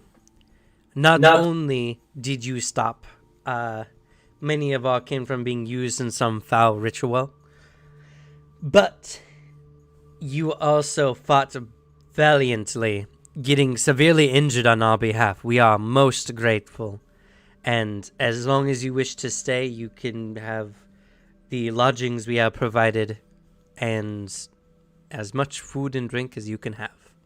She smiles.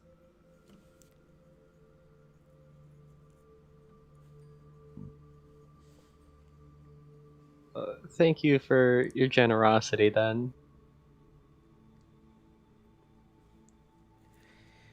Well, we have many markets. You can go and buy something you need, as well as many fine establishments, any kind of entertainment, or maybe some new clothes, armor. She motions at you all. I have been told that some of the elders would like to speak with you, but only when you are all feeling more than ready to handle it, as it were.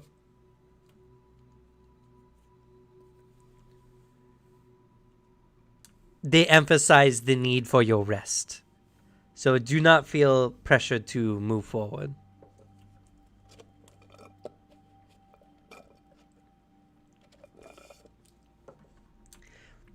When you are ready, you can always find me at what we like to call the rainforest. It's a set of mini buildings that the Rainmaker himself has left for his family.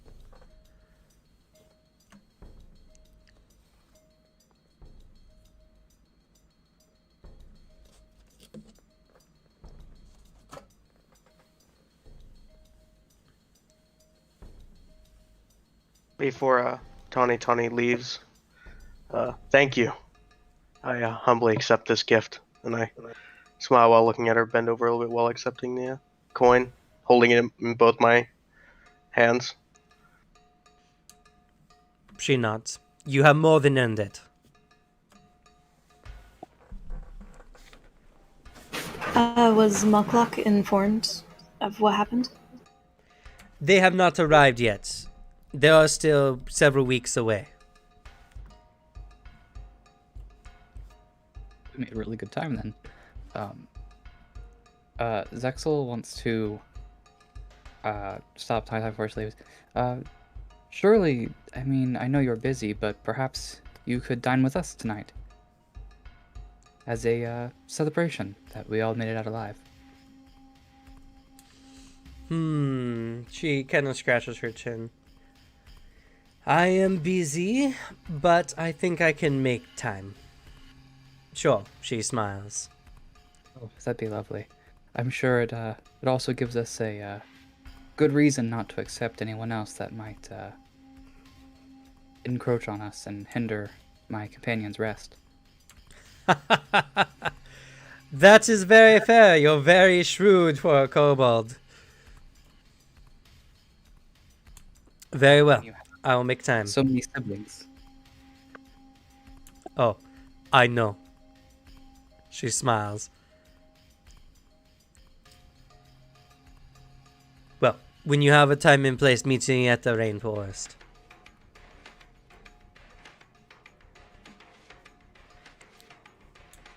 With that, she leaves and you're all set. You can just see, though they don't have paved roads, the ground is nice and packed with light-colored dirt.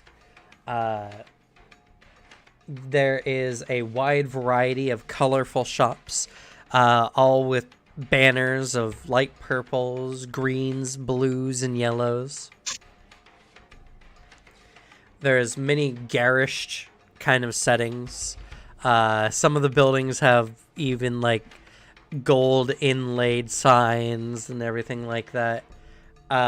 This is a massive place. The inner city itself, you feel, would take you 2 hours to cross its breadth. And even then, there's tons of markets, large buildings, entertainments, theaters, all kinds of stuff, all set for you. So, as this is the first for some of you, right now you all have essentially some downtime, as much as you would like to use. Many of the downtime actions you can take is crafting, if you have any proficiency in that. You can retrain a skill or feat, which takes a week to do. You can go around, get information, pick up on gossip, do research on particular subjects. You can go and try to make an impression.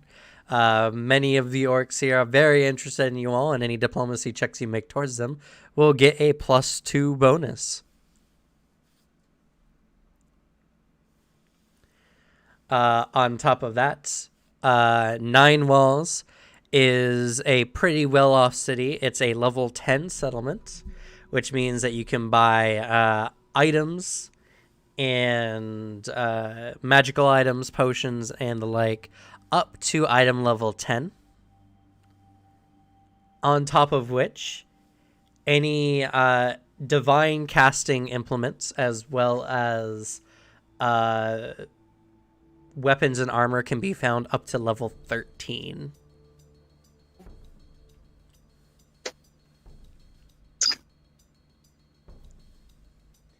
You can always go to Archiva Nethys and look at the various equipment pages. One thing I would heavily consider is buying for yourself weapon runes a potency rune plus a striking rune will double your damage. So, something I highly recommend. There's also a large list of consumables that are all very fairly priced. And, yeah. Matakali and most of Nine Walls is all your oyster.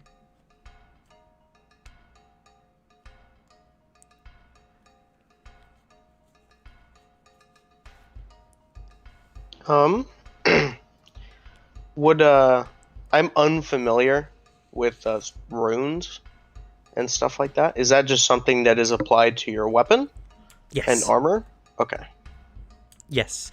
And there's even services to transfer those runes to another weapon, or if you find a weapon that has runes, which actually you guys did, the Matakali is a +1 striking insidious weapon. Did we ever figure out what that amulet I found was? No.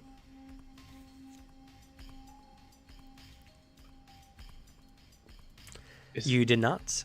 You can definitely find out, and in fact, you know what? Why don't I just go ahead and tell you? Woo! Once Archive of Nethys loads. I'm surprised I remember I had it. I did not put it in my inventory for some reason.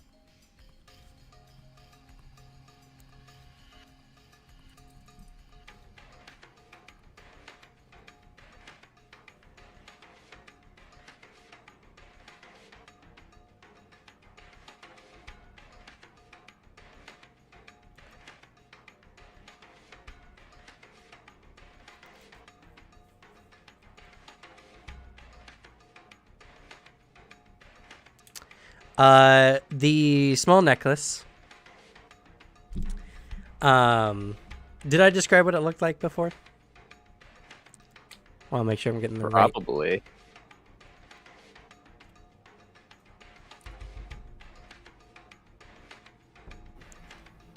I remember it was made out of wood.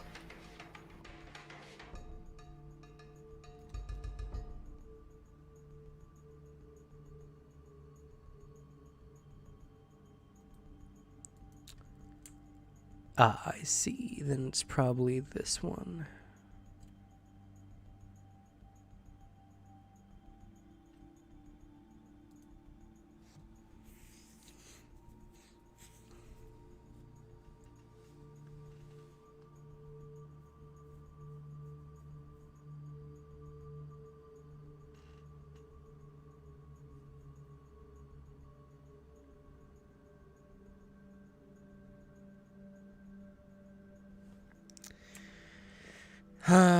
Let's see here.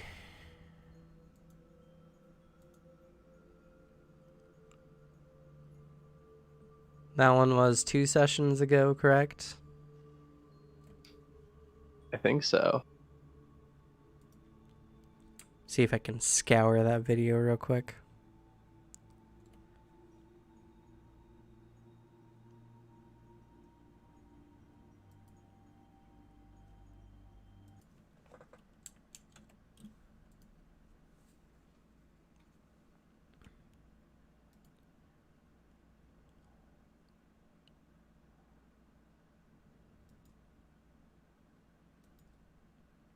Was that something you found different than the items you were, like the tokens you were picking up for the orcs?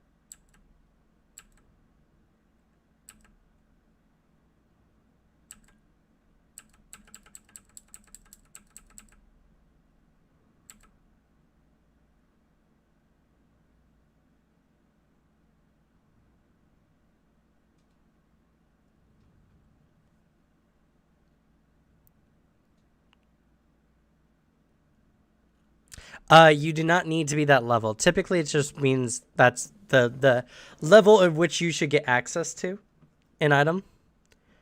And very typically, when it comes to that,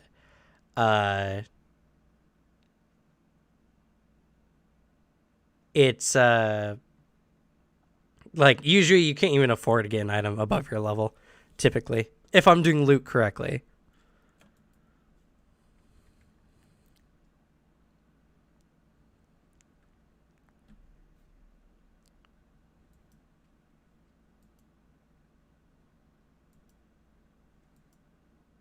It's 100 plus whatever you had.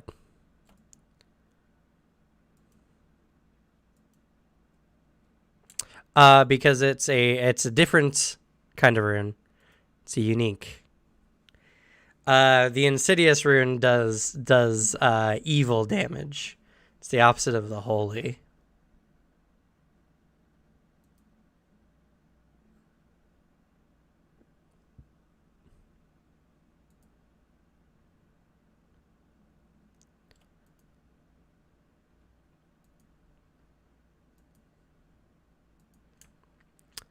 Yes.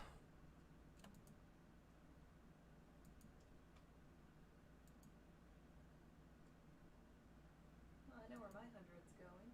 Aside from health potions, I could pick up a hand drops and mighty blows plus 1 strike if need be.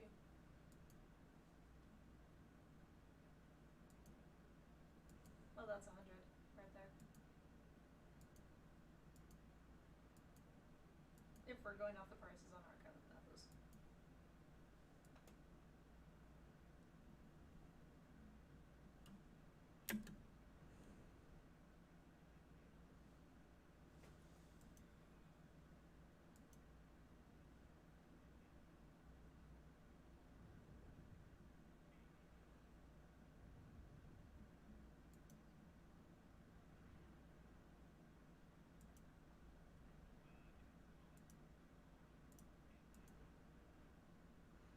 It like transfers the runes to its attacks. It's weird. Weird island rules, but yeah.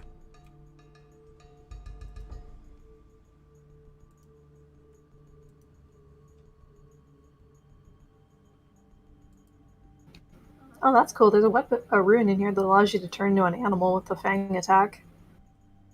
That's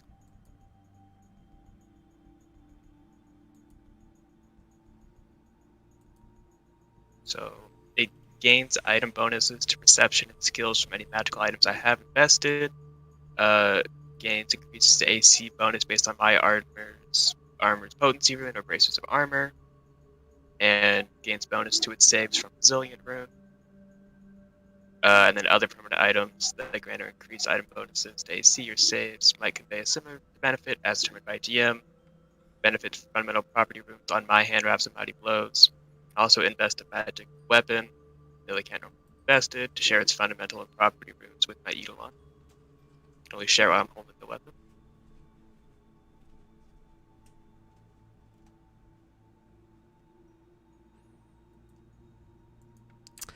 The necklace you found is a savior spike. It's a talisman you attach to a piece of armor. When you can activate it as a free action whenever you attempt to use the grab an edge action. Before you roll, you can roll this check and get a critical success if you roll a success instead.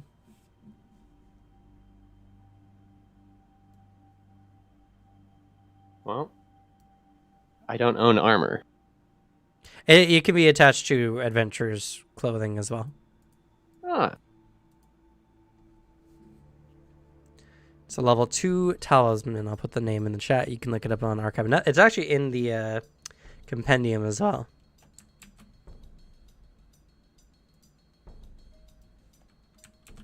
Well, I know for my first thing I want to do, I'm gonna retrain a feat.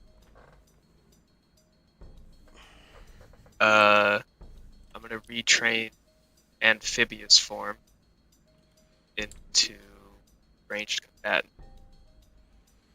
Okay. And are they the same feat level, or is the new one lower? Ranged combatant is level 2, but I got amphibious form at level 2. I think amphibious form is level 2 as well. Then yeah, you're fine. Okay. Do you have any recommendations on what to buy? Because it seemed with runes that I may be a little too low level to get a striking rune. Because it says 4th level on Archive of Nethys. This question was asked earlier. I think you were in the bathroom at the moment. You can buy items that are above your item level. The item level is just for the DM to, to rate what kind of items they should get their party or what have you. Oh, okay, that makes more sense. And we have 300 gold, correct? No, you got 100 gold each. Oh, okay, that's much better. Okay. Well, no, it's not better, Well- but Well, that means that exactly 100 gold would give you a weapon potency and a striking rune. Yeah. Yep. So, would not be a bad way to go. That's what I did. And Hopefully I don't actually, need- at least for your stay at this time, any shops you go around and do are more than willing to give you a nice discount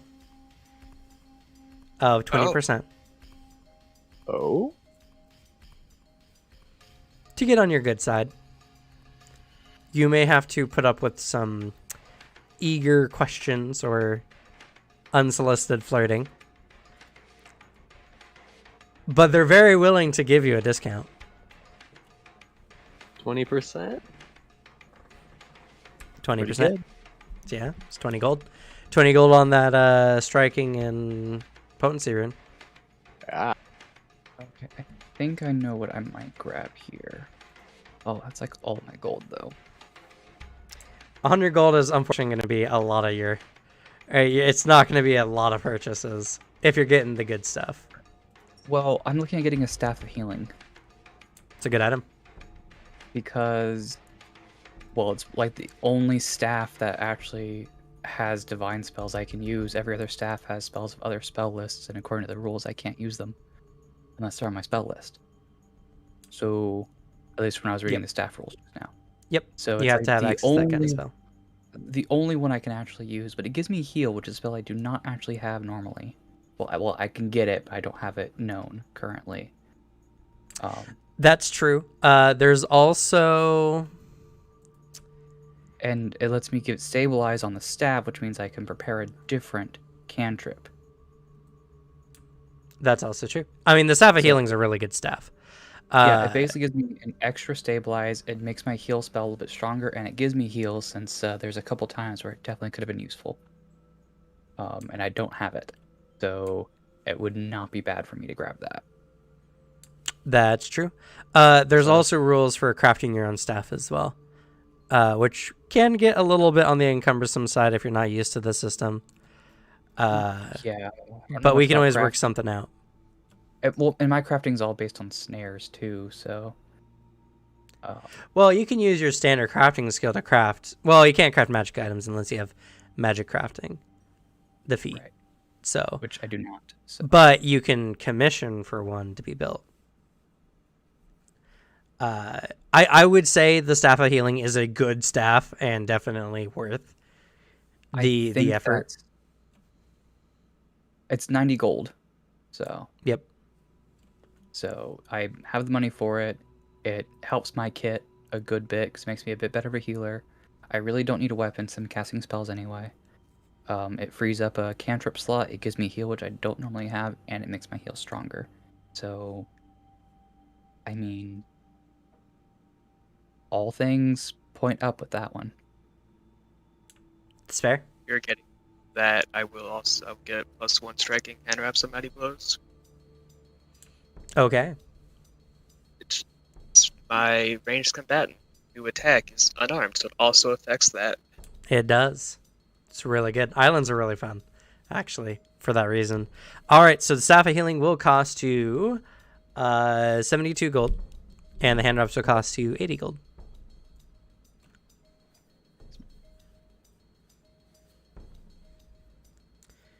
One thing about the Eidolon is you can also invest an item into it that's not a hand wrap. It's true, but I don't want to buy an item and have to hold it. Right. Well, yeah, I'm not sure exactly how those rules go. I just know that it says something about you can like invest a weapon into it. Well, it can't like wield the weapon, but it gets the effects of it. Yeah, Yes. Have to be holding it. Okay. You know what? I'll look up the rules for that. I just read them. Okay, because like we already have a magic weapon.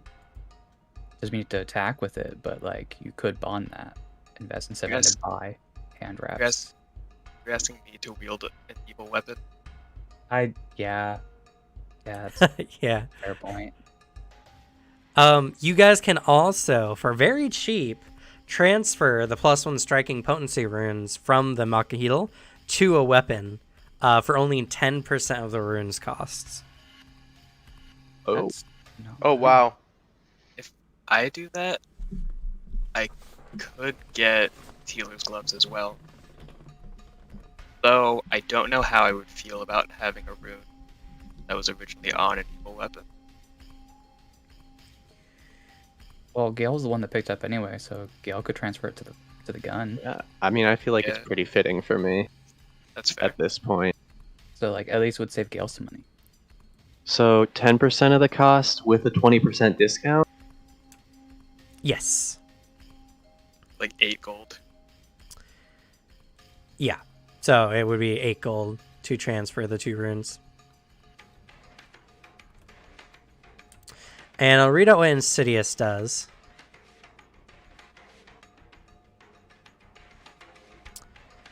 Soon as or Archive of Nethys. Sorry. Could you remind me? You said it was 72, right? For the 72, stat? yeah, that's 90 minus 18. So Okay.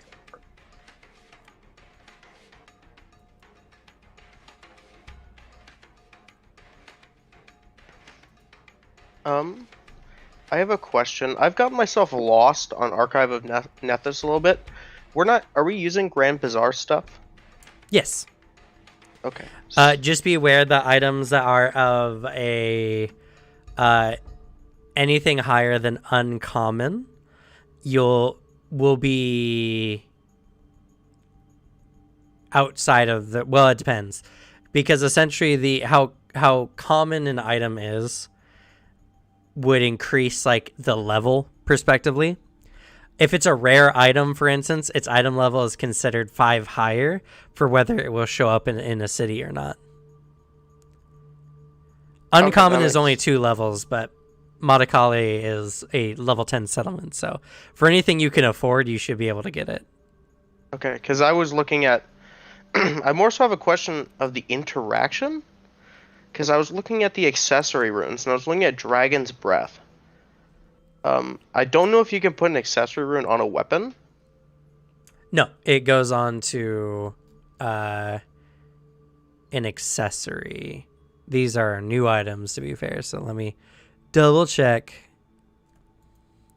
Okay, because if it can go on my axe, when I cast a spell with Spell Strike, I think it would apply its activate effect. It tells you at the top the usage and what item it's applied to. Oh, okay, Caper Shield. Never mind. There you go. With the extra Yes. money. So the Insidious rune, or the Unholy rune, as it were, deals an additional D6 evil damage. And if the target, and if you're a good creature while wielding it, you're enfeebled 2 while wielding the weapon. One thing that what about the spell hearts for your for the Magus? Because it gives you like access to a cantrip and it gives you a buff when you use it and stuff. I don't even know what that is, to be fair. Yeah, that's fair. Spell hearts are a slightly different item. I mean, for a Magus, I always recommend a striking weapon. You're really reliant on that one hit, so getting as much damage as you can with it really Right. helps out. Is after you cast a fire spell by activating the star, which you can get produce flame, from it, your strikes with weapon deal an additional 1d4 fire damage until the end of your next turn. And since you Yep. cast a spell as part of the action of spell strike, then use the strike after it should get the 1d4 extra damage. I think So, I'm going to go with the striking and weapon potency for now. well, yeah, The- the striking rune is better for now, but like that wouldn't be bad. It's definitely good to keep in mind. It's 55 gold for that.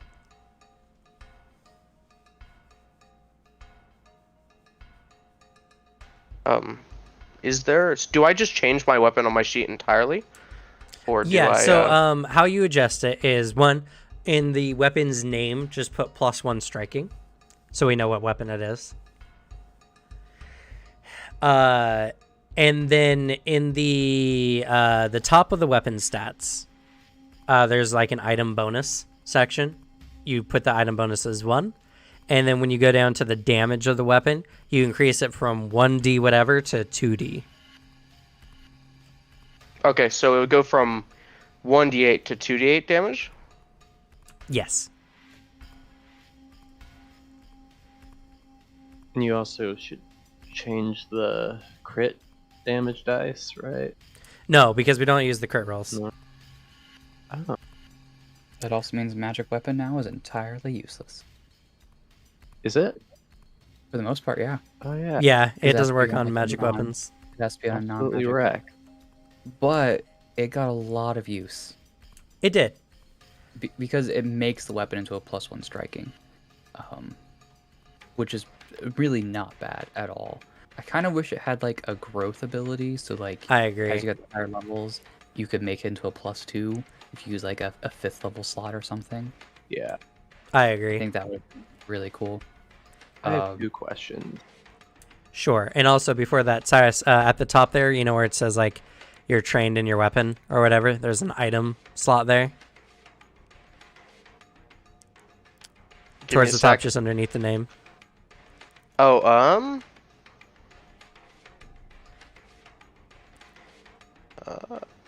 wait a second. What were you saying again? Sorry. With the under the name of the weapon? Yeah, like and I'm looking at your character sheet as you're operating it. Okay, Also, yeah, because your I actually weapon- set it to 1d28. Yeah.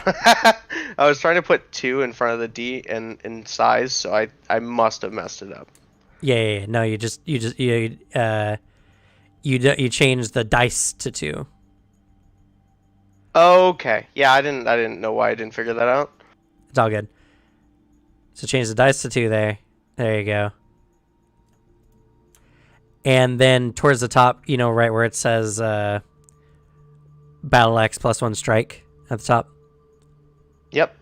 Go down a row and then a couple to the right, and there's the item slot. Change that to 1.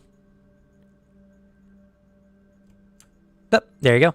Alright, All good. Nice. I do have a question for GM. I Sure, know that it isn't. 1 second. Cyrus or Gail, did you have a question? I had stopped 2. someone. Yeah, go ahead first. One. First, did we get the weapons back from the orcs? Yes. Whatever you lent them, they gave back to you. Okay. And then also I needed the regular repair kit, right? For guns. Eventually. Yeah. Cool, Also, so everyone knows, any alchemical items you find are half the city level, so they're going to be level 5. Which is something you should know, Gail, because there are special bullets you can buy. But most of them are uncommon because they're, bullets. So if their item level is 4 or higher, you can't get them in the city. Okay. All right, Zexa, what was your question? My question was, I know it's not the end of the session, but since all that stuff happened and we've had several days of rest, do we level up or anything like that? Because That that was determines- something I was going to ask if y'all wanted to. We could do the level up now. Because I guarantee, how much XP do y'all got? I have like 850. Yeah, you're going to level up easily. I have we can... 370. Oh, yeah, well, you missed a couple sessions. You're gonna level up too, though. I guarantee. Y'all are gonna get a lot of XP for the session. So we could do the XP now, or you can just expect to level up, and we can do it at the end. Well, as per I'm asking usual. for a specific reason. And that's that I want to try to do some earn income with my crafting. And so if we level up, then I believe we get a skill increase and I can go up to expert.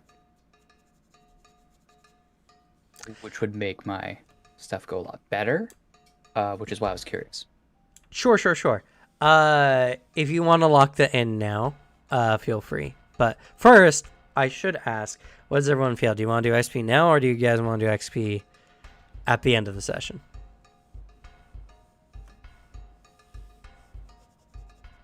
I have no preference. I mean, if Zexa wants to do it now, then I have no problems with doing it now. Is the rest of the session just gonna be like downtime stuff? That's up to y'all. Y'all can do as much downtime as you see fit and continue on with what you've been, prompted story-wise with. There's tons of role play potential here. I would say that you're through the bulk of actual XP that you're going to get for the session, but, role play rewards and all that. Guys, I say this is it. I think we just settle down here. End of campaign. We're living the good life. Right. I'm fine with doing XP at the end as long as I can count myself as expert, because we all know I'm gonna grab that for my skill increase. Just for the purposes of crafting for the earn income stuff. So I want to try and do some downtime with that, because I already just spent almost all of my gold. Skill increase level 3? I think so. Yes. Isn't there a skill increase level 3? I think it's skill increase level 3, or... Because there's skill increase and skill feat, and they alternate. I think skill increases later. No, I think you're thinking of this stat one, your stat boosts. That's very likely. Yep, second level spells, general feat, skill increase for level 3 for a witch. So everyone gets the same thing. Oh, we also get a general feat. Oh, that's also good to know. Yep, general feats are also really good. Yeah, because that could actually help out as well for what we're going to do in our downtime as well. Admittedly, I don't know what any of the general feats are. So that'd be the next hour of the session is me trying to figure out my general feat. Yeah, well, the general feats are typically combat related. There's some non-combat related ones. Okay. But they're typically incredible initiative, where you get +2 to your initiative bonuses, or fleet, where you get a +5 to your movement. Right. Or, well, you don't get a +5. Your movement increases by 5, which is a very different kind of bonus. I don't know. There's an acrobatic performer feat, which is kind of interesting. I know it's not skill feat time. I just saw it. So I could use acrobatics perform, and I can use performance to do diplomacy, because I already grabbed impressive performance. It's true. How does that work?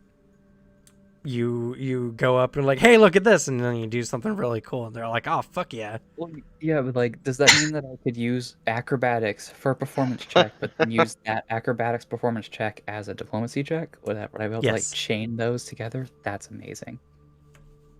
That's fantastic. Walks Hey, look up, at this. Does a flip. backflip. Give me a discount. Well, I guess actually it depends. It depends on if it's obviously viable in that situation, if it's reasonable, but I don't know, that's just kind of funny. Let's see here. You're incredible. It's almost you can roll acrobatics checks instead of performance check when using the perform action. And the other one is impressive performance. You can make an impression using performance instead. So no, they don't work, because that's not the perform action. Okay. You're using the make impression and make an impression action. So they're two different actions they're applying to. So no, they do not stack that way. Fair enough. I still think it's fucking funny to go like, hey, look at this backflip, and everyone's like, oh fuck yeah, who are you? Come sit with us. I like that idea, but for the sake of setting a precedence, they don't stack. Could still do it. It just might not work. I mean, that's true. That's always a possibility. Is you could always backflip and try to impress people that way. I would say as far as the level up goes, I don't mind either way. I'm used to doing XP at the end, but if you wanted to level up now, that's fair. I've already got my stuff picked out, so it wouldn't affect me too much. All right, so we got a lot of amiable people. Does anyone else actually care? I don't, because it's probably gonna take me a little bit either way, because I'm new Okay. to Pathfinder and stuff like that. I'm not So- gonna do the level up until after the session anyway. So we'll hold off on the XP for now. But at least for intensive purposes, if you wanted to up your crafting to expert, you can do so. Perfect. Because that's definitely what I'm going to go for character purposes.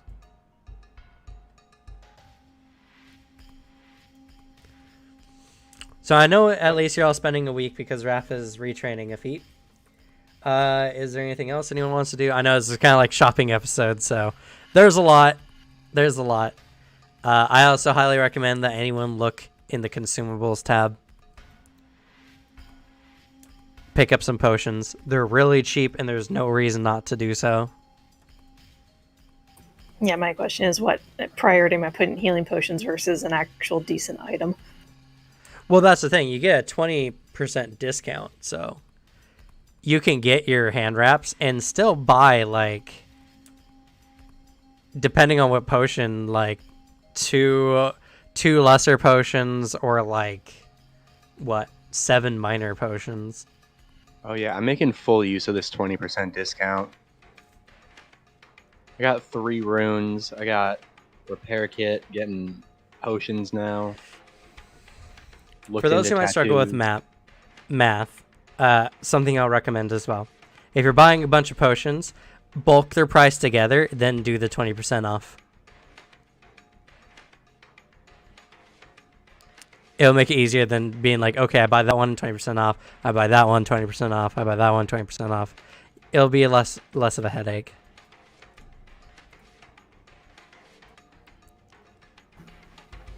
Well then, may as well get my hand wraps at Mighty Blows +1 striking. That's a useful item. Yep. I had a very strong feeling that y'all would probably pick that item over most others, besides maybe Zexel. Because, you know, caster. Well, I don't use weapons, but the staff is going to be really helpful, I think. Also, one thing, that spell heart is normally 55, but it actually is reduced with the discount, so might not be that hard to buy. It would be really useful for the Magus. Let's see. 20% off of 55 is Psych. 11. Yeah, that'd be 11, so Yep. drop down to 44. Yeah, that'd still be pretty hard after buying a weapon. I can throw in some if it's really necessary. I don't know if it's necessary, but I think it'd be eventually a pretty decent damage increase too. What is it? It's so the spell heart, you can affix it either to armor or a weapon. And so when you cast a spell through it, which it gives you produce flame for the fire one as a base. There's 5 of them, they all give a different cantrip. But when you cast a spell through it, which one also, it basically gives you that cantrip from what I understand, so it saves you a prepared slot for cantrips. But it gives you an extra d4 on your weapon strikes until the end of your next turn. So since a magus casts a spell as part of spell strike, then it would give you that d4 onto that attack. So you could just do produce flame from it on your turns, and you would be able to do all this extra damage. Also gives your weapon. You can attach it to a weapon. additional damage. That's good. Yeah, and if it's on your armor, then it gives you some resistance to that type of damage. But that's, I think, a little less useful than getting an extra D4 on your attack. Is Magus a preparatory spellcaster? Yep, they prepare their Yep. spells. I don't have very many. If you want, I can throw in up to 24 gold. And I've got over 30 gold, so I mean, I won't say no to free gold. I mean, we help each other out. I just think it's a really good item, just looking at it. It is. You Yeah. should have 20 gold left. I should, right? Yeah, because I had 20% off my purchases, right? Because I did Right. 65. Yeah. So I can pitch in 20 as well. What is the name of the item again? It's like the first spell. item under spell hearts. Yeah, well, you don't have to get the Flaming Star one. It's just the one Yeah. I mentioned. So I use Each a lot of one. lightning. Is there one for? Don't You think throw it- so. 20. Zex and I can each throw in 12 to cover the remaining 24. No, 11? We just need. It's 44 that's going to cost. So, I can't even. Does someone have the link to the page? yeah, I can get that for you. I'm getting lost.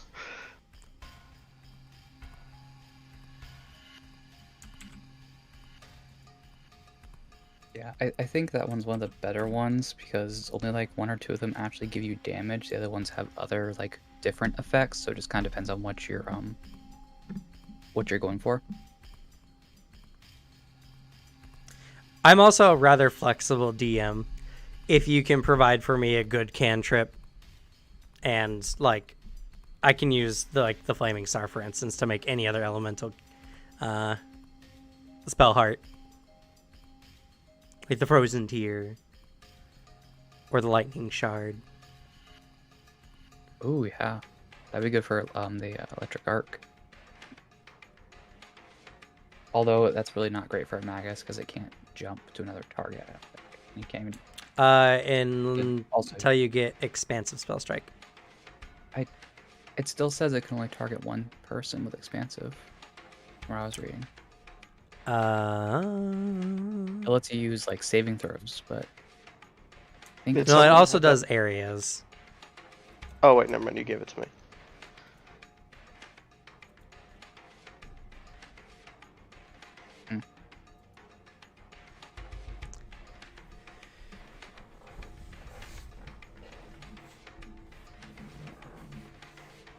Oh, think- no, it does not work with Expansive Spell Strike because it says if it lets you select a number of targets, it instead targets only the creature you attacked with your strike. Though, if it does have an area, the target must be in the area. So it still produces an area, but it has to be the target has to be a part of it. But still, Yeah. I mean, doing whatever your aesthetic is, even Electric Arc is pretty fun. you have a telekinetic projectile, so you can always do the force one or something like that if it's allowed. That's kind of cool. Yeah, sure. Or Why not? Produce Flame is also just a great cantrip. It's a really solid one. It's good that it's a cantrip because I run out of spell slots quick in a fight. right, and the Produce Flame has the option of that persistent damage if you get a crit, which is never bad. true. So, with the heart, how does, I think you guys may have talked about it. How does that interact exactly? So I have it down with my spell strike. Sure.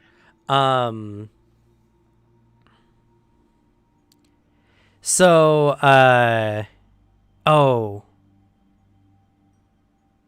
let's see here.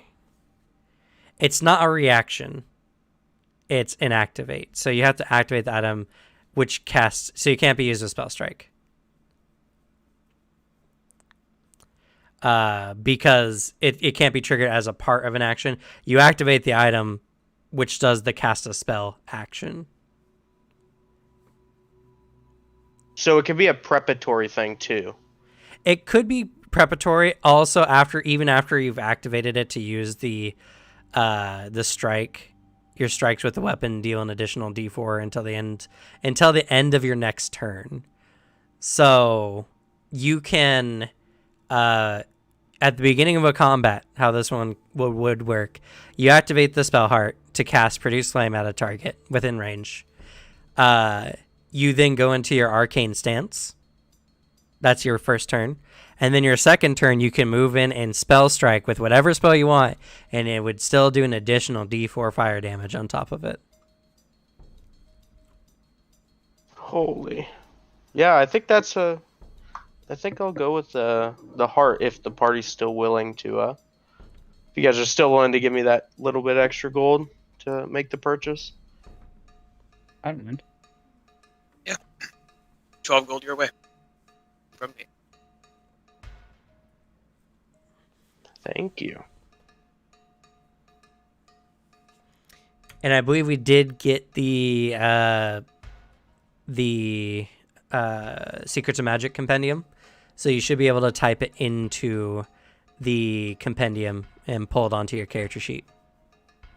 Do I put it in my inventory? You would pull it into your held slot, technically. Your held part of your inventory page. If it's equipped on your weapon, which it's sounding like that's what we wanted to use it for. Yeah, I wanted to equip it to my battle axe.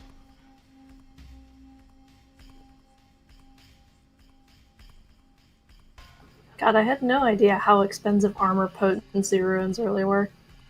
Yeah, AC is kind of one of those things that they're very careful not to allow your AC to get too crazy. So they're much higher. I think the first one's like level 7. First one is a level 5, and that's 160 gold right there. Oh, wow. That's only for a +1, though. The next one is 8, and that's 340, right? I think like the most expensive one is like just shy of 50,000 gold.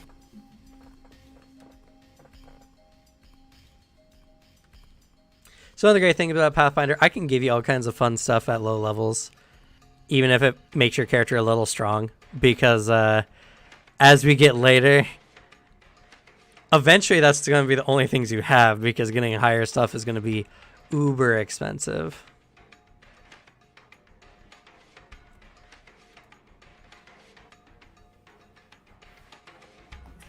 Oh, that's cool. They've added paper charms for your consumables. Yes, Fulus.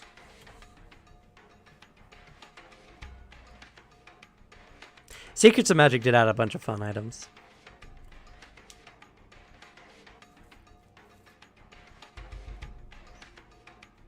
I've got to have a spreadsheet to optimize my combat.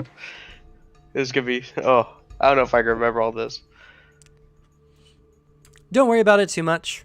The more you play, the more everything will kind of like sink in, and then you'll have to think less about it. So don't worry about remembering everything right away. You'll eventually get a good intuition for how the game plays, and that'll make it easier. We could get a matchmaker Fulu. It gives us a +2 status bonus to diplomacy check. Strangely popular in the city. Hmm.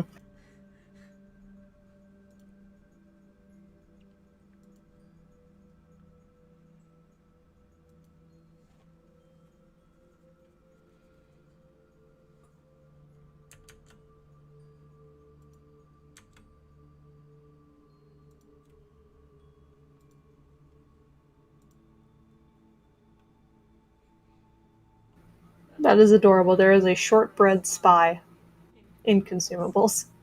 Yep. Yeah. Are talismans single use? Yes. Though another way you can look at it, they do the same effects as magic items for like almost a tenth of the cost.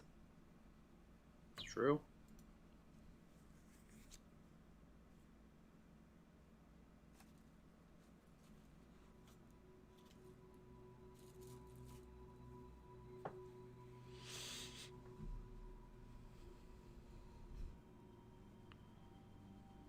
Or less. Because I think the standard potency crystal is like 3 gold.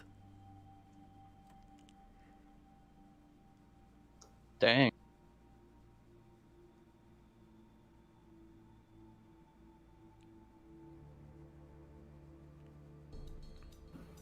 Man, the Psychopomp Mask is a nice clutch item to save your character from dying if you're prone to doing so. But man, you're immune to the effects for a year.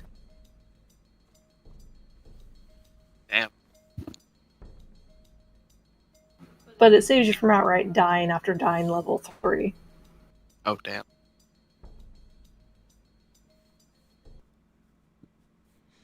I hate having no strength because I am encumbered. Yeah. There you go. Bag of Holding, also another really great item to pick up as soon as you can. Yeah, that's 75 gold or something. Gale, did you end up transferring the Unholy Rune? The what? The Unholy Rune from Makihito? It had another rune on it? It was the Insidious Rune, but technically Yeah. called Unholy. That's just extra damage? You deal 1d6 evil damage when it hits a good target. Does that, like... You are good. You are Heal- evil too. Does that, like, heal evil No. creatures? It does No. not. It just Okay. doesn't do damage to them. And I'm not a good creature, right? I don't You're know. not considered one yet. Yeah, you gotta be like an angel or something, right? No, you just have to be powerful enough to be considered one, or a priest, Oh. or cleric. Clerics are technically bumped on like the aura scale by 1 step, depending on the tenets of their god. How much does transferring that rune cost? 10% of its cost. Granted, Hi. it does do evil damage, which doesn't hurt either most creatures, especially evil ones. It's 20% of 140. Or 80% of 140. Nope, not gonna do that. Yeah. No, if you're transferring it, it's only 10% of the rune's cost. The Unholy Rune costs 1,400 gold pieces, because it's a level 11 item. Oh, yeah, it's fair. Well, I don't think we're gonna be fighting any angels or whatever anytime soon, so...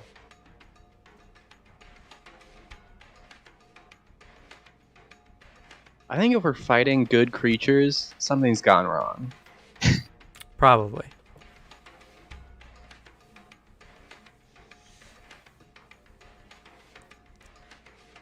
And the special ammunition is just like 1 shot, right? Yeah, For the price? they're consumables. Yeah. But some of them are really good. My favorite's the Meteor Strike. Oh. I think that one's in alchemical items, though.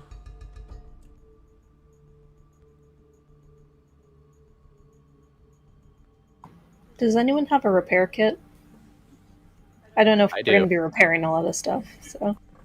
I do. You have a gun Okay. repair kit. No, it's just a regular repair kit. Oh. In case the gun gets broken from misfiring. Which, technically, it can't do yet, but it will eventually. Well, it can if you don't, do your daily preparations for it. Yeah. Typically, Oh, it's- it won't happen, but Not alchemical. The meteor shot. it's not, strangely. It also costs... It's a level 7 item that costs 70 gold for the base one. Oh, then you definitely can't get Meteor Shot in this one. I would say that you should. I'm just saying it's my favorite. Because your shots yeah. create impact craters when you shoot people with them. I think that's super cool. It's basically just like a magic shotgun blast. You can get Also, spell strike ammo. Does Takuma want the smoke stick back? She's fine with whoever wants to use it. It's whoever it'll benefit from. It just came with her kit. Okay, then. Do we want to get a waffle iron for the road? Yes. Of course. Are you kidding me? Why would you even ask? Waffles all around, baby. Morale bonus. Yeah, see? Morale's really good. Oh god, there's a high-grade mithril version of this thing, and it's like 6,000 gold. I know what we're 6,000 doing. gold waffle iron? I'm not buying anything else until we have this. Yeah, everyone spend your downtime doing. Hold on, let me Spend- just sell everything I've just bought. And we're gonna spend as much time as it requires for us to pool together 6,000 gold pieces. It's not going to be here. This is a level 16 item. The most we could get is a mithril waffle iron. God Wait. Ah. So disappointed. Same. These orcs can't even make a good waffle iron. I mean, if we travel to Absalom, we'll most likely find it. It's what we need. Our quest is now to create the perfect breakfast. I think you could also pick it up in Blood Cove, if I'm not mistaken. Yeah, but I think you gotta get really lucky on your deals to pick it up. Something like that. I don't know. You haven't been there yet.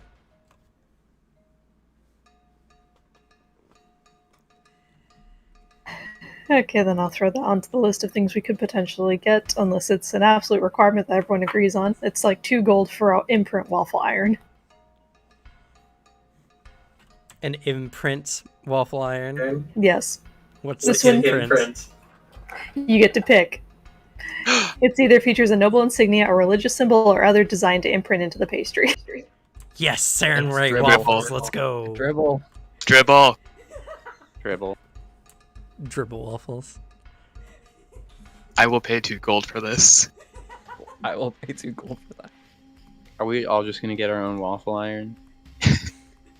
You gotta have back. What if one breaks, right? Yeah. What if the That's what second they're one repair- breaks? That's what the repair kit's for. Oh, right. True. That's why I bought it. I don't care. Who cares about my guns? The DM's evil plan: make the players sink their gold into waffle irons. Hey, Joke's on you. It's a making weapon. us happier than Wait. anything else we could spend it on. Was that 2 gold each or 2 gold combined together to get 1? It's 2 gold for 1 waffle iron, so. Okay. Alright. I think we all need our own waffle iron. What are you talking about? what You're gonna happens be when the making party tons splits of up? waffles. What happens when the party splits up at the end of the campaign? Well, considering I can't even carry it, That's fair. I can't really, like, lose anything that I'm carrying, though. You I can don't always have have a your backpack. teammates help you out or get a pack animal. If all else fails, we do another mission, get enough gold before we can easily just pick up bags of holding.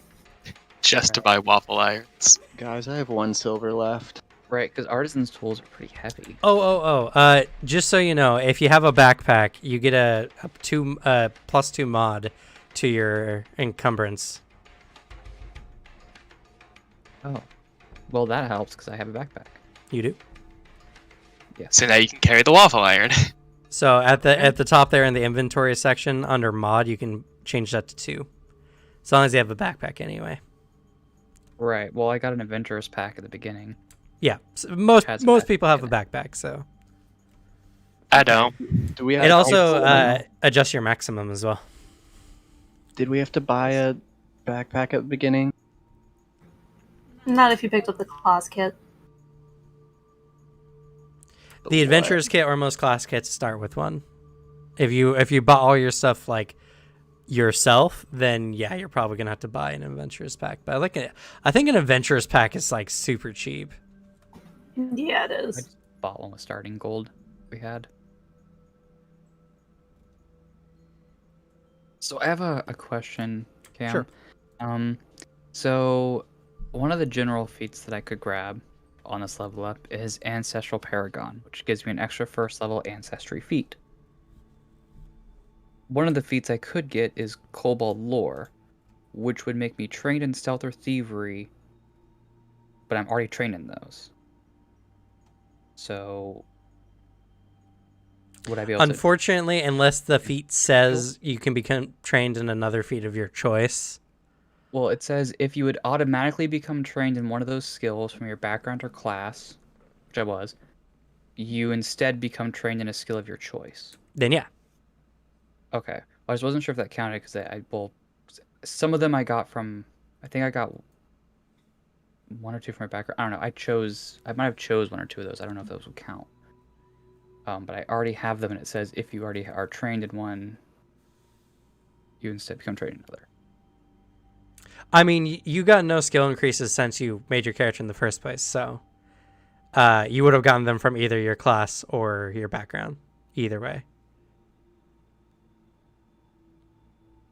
Guys, I think I want to buy a pinwheel.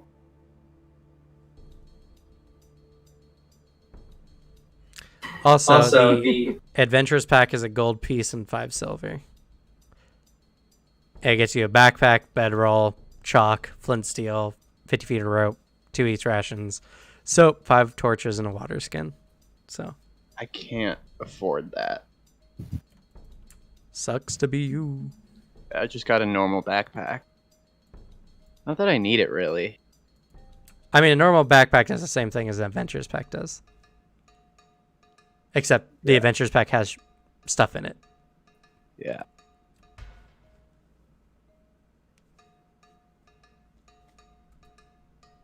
Okay. Well, Backpack affects your maximum, right? Yep. Too? Yep. Cool, yeah.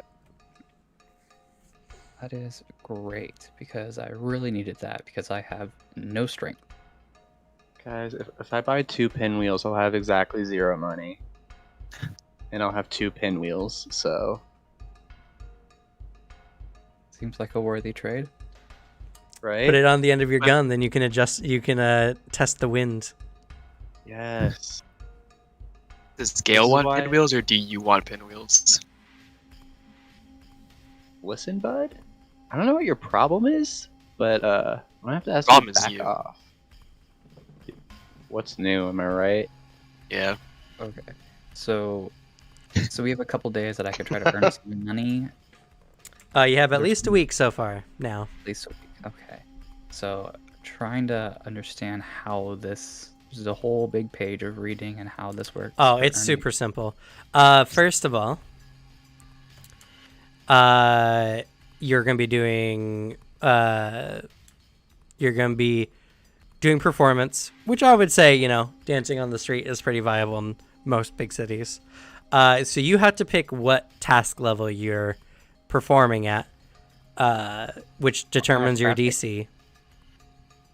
The crafting page has the income earned on it.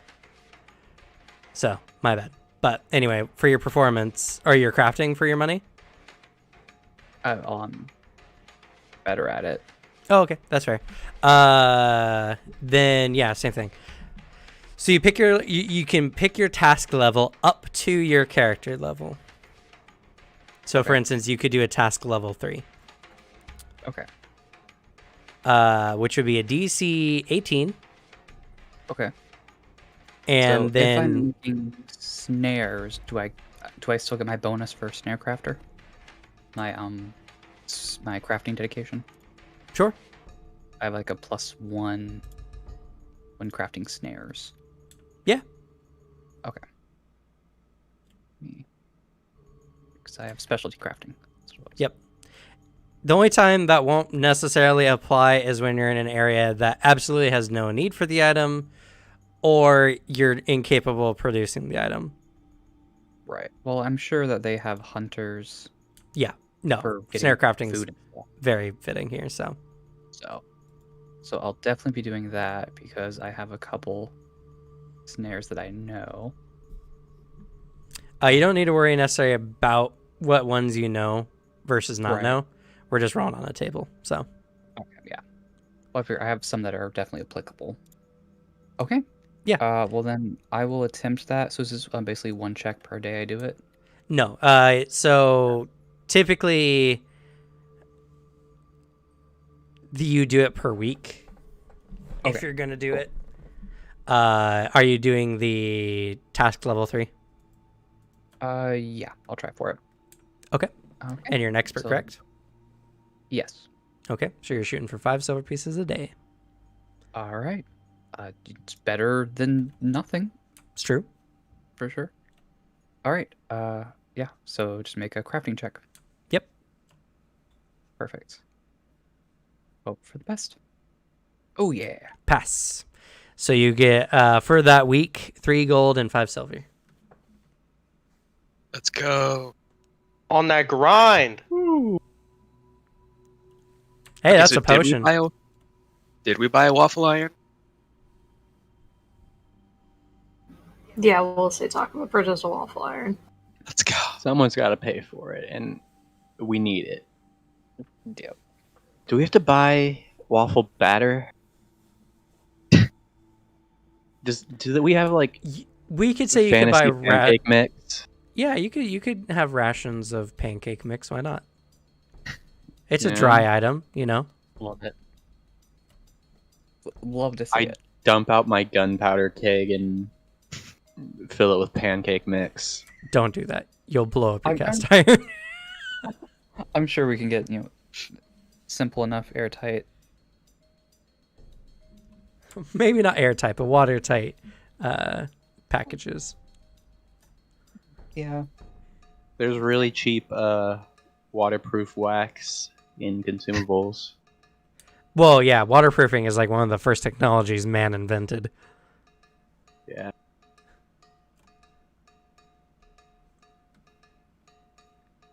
I just want to expand my network here in town. Okay.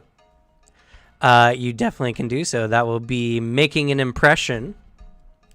You can also spend money to improve it, though you're poor. So I don't even know why I mentioned it, honestly. Alrighty. So, I hold out my 2 copper pieces pitifully to whoever I'm talking to. I mean, all you have to say is I come from a big family and they'll pay for you. I don't come from a big family, though. Lie. All right, sure. So you're going to make an impression. I should ask, what's the intent and who are you trying to make impressions with? I think I'm mostly focusing on like adventurers and combatants, like people that go out into the jungle a lot, and also merchants because my occupation is quite wild and I need to have contacts for special equipment and materials a lot. That's true. That's true. You got to pick one. Either Adventurers. Okay. I hate screw realistic necessity. I don't need it. Get out of here. Give me the cool people. Okay. So, we're going to go ahead and make a diplomacy check and get a +2 because you are all renowned amongst the Matangi, at least for now.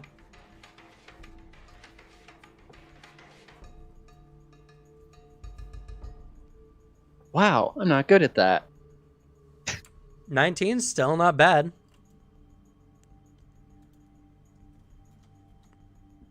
If you want Takuma to, she can try to assist. Probably not much, but she can try. Huh.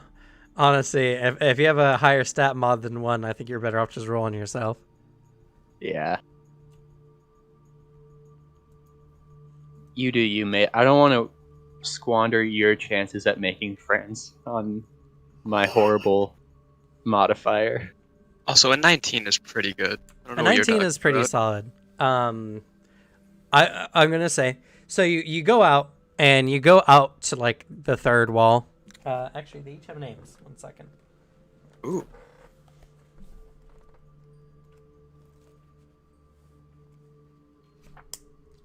Yeah, a 19 is good, but if they get anything that's enough to increase my roll, it would already be better than my roll, right? So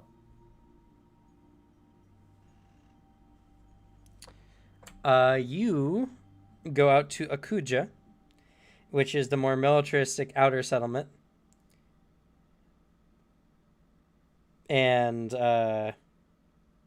it's actually the first wall, not the third wall.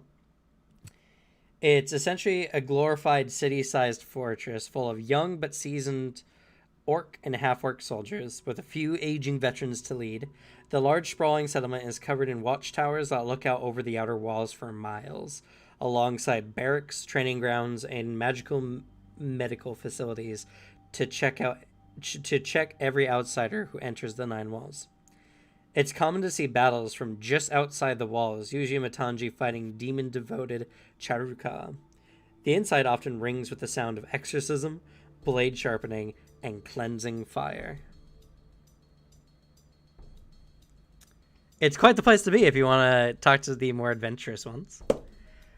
So, you go out to Akuja. Oh yeah, I'm loving it. You ask around a bit, and they are absolutely fascinated with you. They are very interested in your gun and how it works. And they inquire where you got it. What do you tell them? Did I make it? Is that how this works? You tell me. It's your backstory. I have the option. Yeah. Where are my feats? Because I have the one. Well, you have the ammo munitions crafting. crafter. Yeah.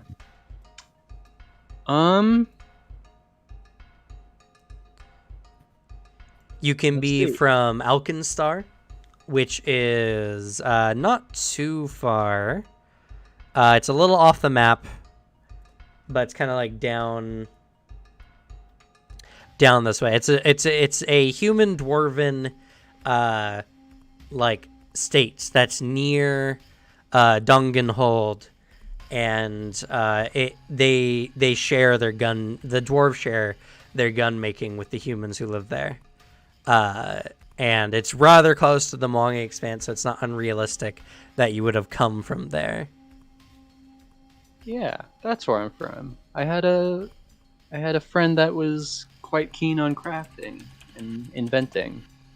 Were they a dwarf or human? Or no? A dwarf. Okay.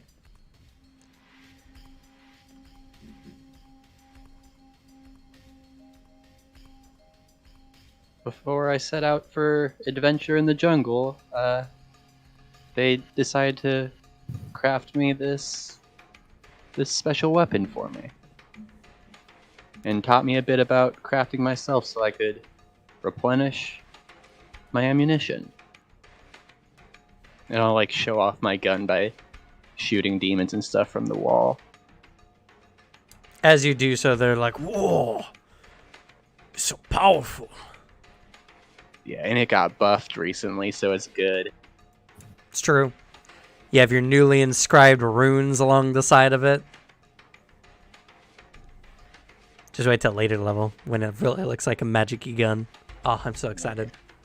I geek out about this kind of stuff too. I do this for a reason. Yeah. They're very interested and intrigued, and they're willing to, for seeing your gun and having it explained, they're willing to share with you information. On your character sheet, in the second tab, the Notes tab, or the Details tab,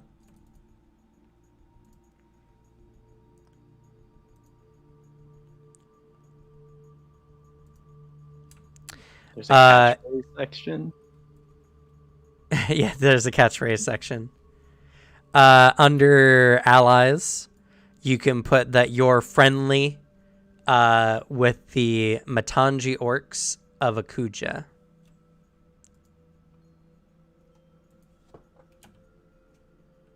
Yep, definitely know how to spell all of those words. I'll type them out for you. Orcs is ORCS. Thanks. I was actually, I thought like sounded like a K, right? But Yeah, I get that. yeah, I do that all the time.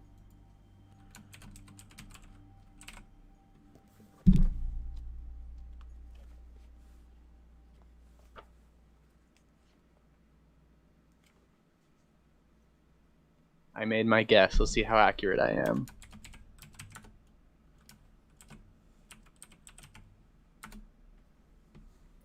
Dang it. One letter off. Thought Akuja started with an A.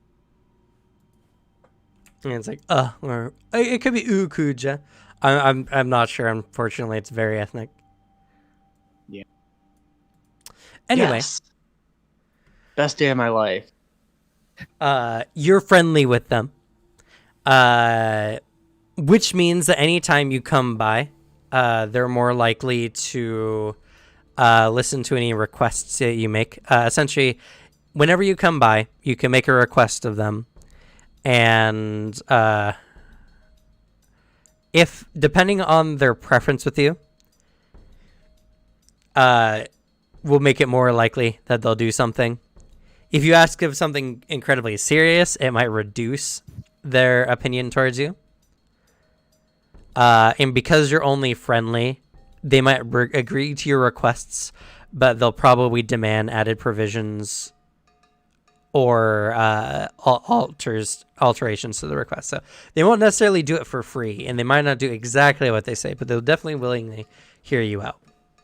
On top of that, you can also ask them any questions about, any particular type of demon, foe, or any kind of recall knowledge check, and they'll give you a bonus to future recall knowledge checks. As long as you've been, close to 9 walls within a reasonable amount of time. Yeah. I probably just spend a lot of time here while we're here. Just chilling with these boys, swapping war stories. All right. So, Raph is retraining. Zexel is making money. Making that bread. Gale is getting to know some of the Matanji. What about Cyrus or Takuma? Can I give a quick note about Raph? Sure.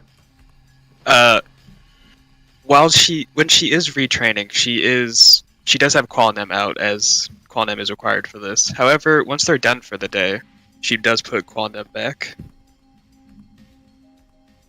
Which weird, because she used to have him out all the time, even when sleeping.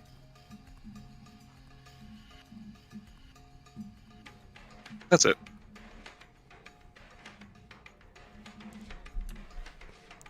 This could be a possible interaction for anyone who's interested in roleplay.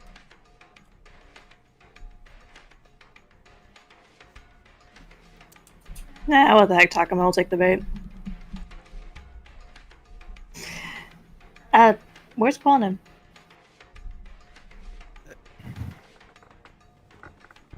It's complicated. Yeah, I meant to ask. It just disappears sometimes? What's up with that? I can summon, manifest and unmanifest him whenever I please. There's just... I don't know if I trust him at the moment. I mean, I know... Oh. You go. Oh, do they, exist when they're not here? Not sure.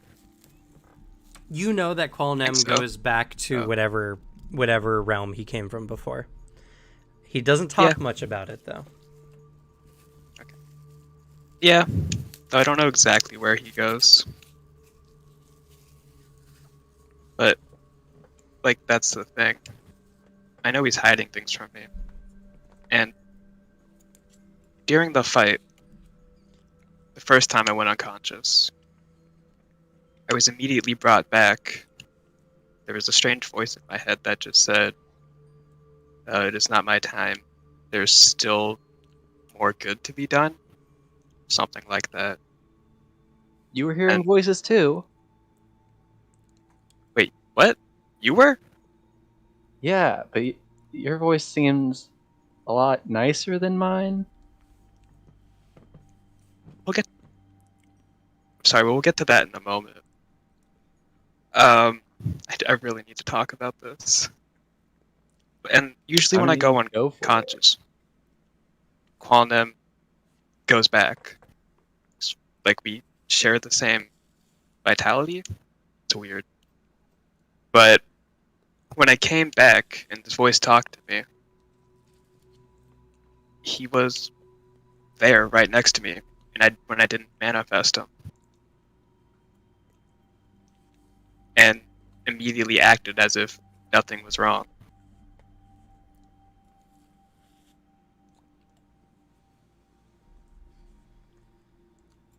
I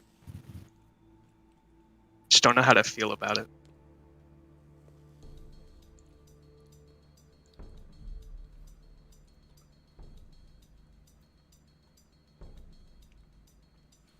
Can I be honest with you?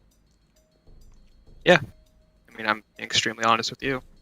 I think you got not much to worry about with your voice at least helping you, right? Well, I'm not like you. She, like, lifts up her shirt just like a little bit to show her midriff, and you just don't see a belly button. It's gone. Or there just isn't one. I kind of just... You heard about the Night of Falling Stars? I think it was like 6 months ago. That massive meteor shower. Yeah, pretty dope. I kind of appeared after that in a crater with Qualnem around me. Are you And I from was- space? I don't know. I remember nothing before that. I like whip out my journal and start taking notes. He's mentioned a master before, but refuses to elaborate on that as well.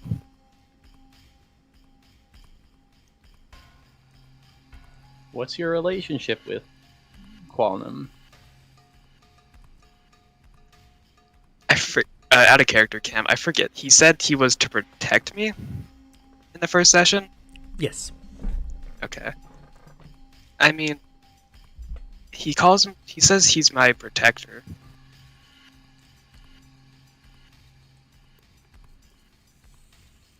But he listens to everything I tell him and will do. Like, if we have a conflict of interest, I always win out. Also, when he talks, is it like out loud or is it telepathic? Telepathic to me, because he can only speak Celestial. Out of character. Nice.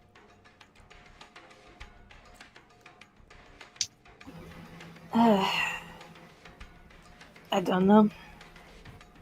Everything you're saying sounds like stories of children of the gods. At least from the legends I heard growing up. But who knows?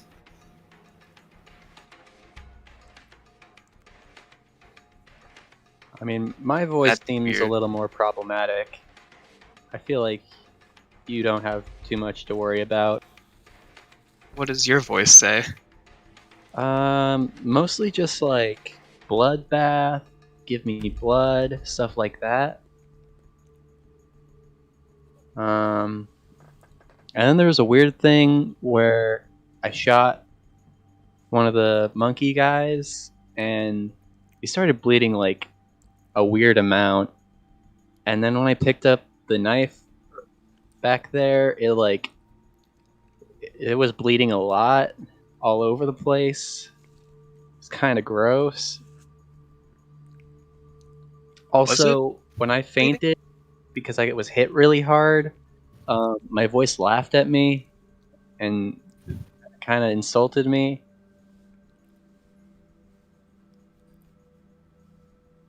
Takuma, was the Makahito ever bleeding? Not that I could see aside from our blood being on it. What? It was like all over the place.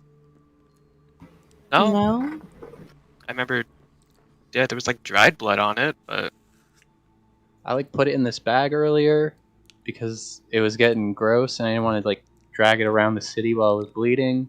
and it started leaking through the bag.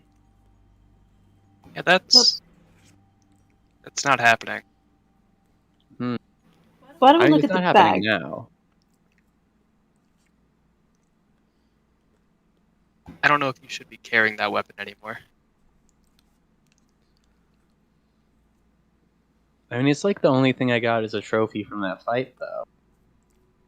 If it's dripping blood for you when it is not for anyone else. Oh no, that stopped a while ago. I mean, if you have the bag on you, we can look. If anything bleeds, blood stains. Oh yeah, it was weird. Like when it stopped, there was just no blood anymore, like anywhere.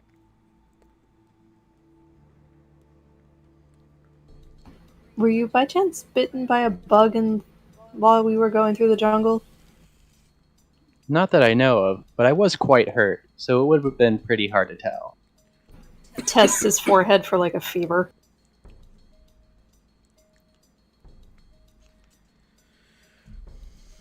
It's abnormally cold.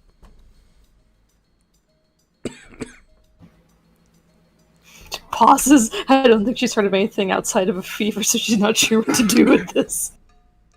I should say it's not like freezing cold. It's a And- much and- lower body temperature than normal. Yeah, and that's actually just a feature of fetchlings. They're from the negative, or they're from the shadow plane. So Actually, could I roll society? Because I don't think I know what a fetchling is. I mean, you don't even know if he is a fetchling or not. Yeah, so she has no idea what he is. Just that he's abnormally cold.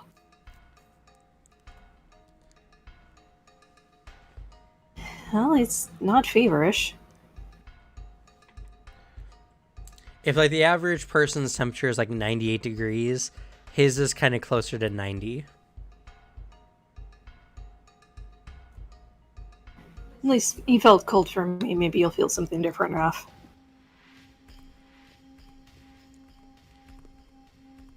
Sorry, what was that?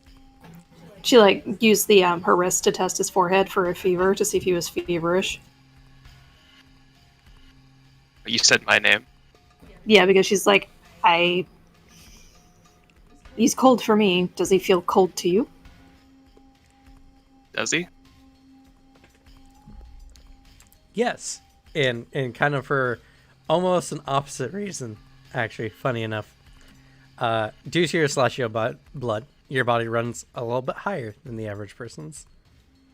So it's a starker contrast. I feel really cold. Oh, you're really hot. Oh. Thank you. Kind of blushes a little. I'm like awkward at the misunderstanding, but like know it would be way more awkward to try and correct it. So I was like, anyway, I was gonna go buy some clothes because ours are like really messed up. You guys want to come with me?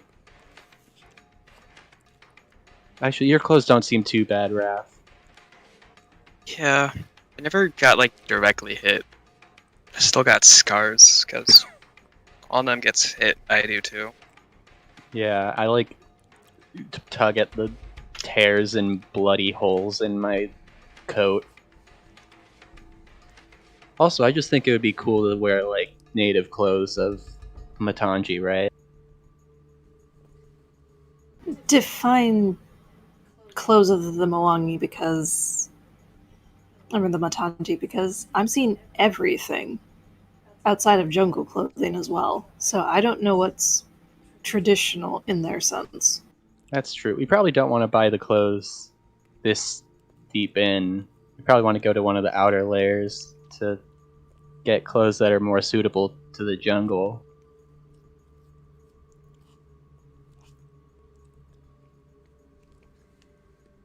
That would be good. I probably should get this replaced. Just looks at the stitched up tear in her shirt from where the Mako heel had cut across her.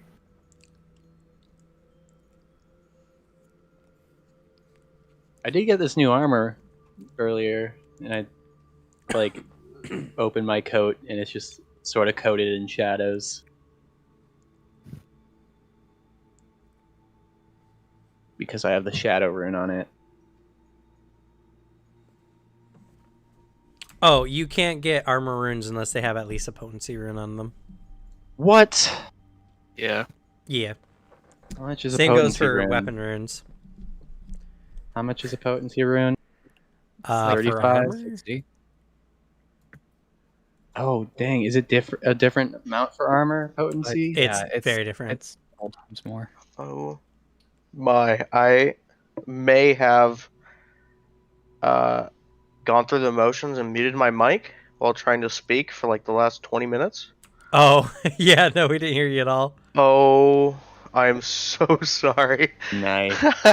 I was gonna ask where you guys were having the conversation, but I didn't want to butt in. Or at least I attempted to, but nothing happened because I was muted. Oh, yeah, no. I'm sorry that you got muted by accident. I was so confused. I was like, why is no one responding to me? We just have a big bias against you. That's fine. It's fine. Take the hint. It's okay. I'll just leave.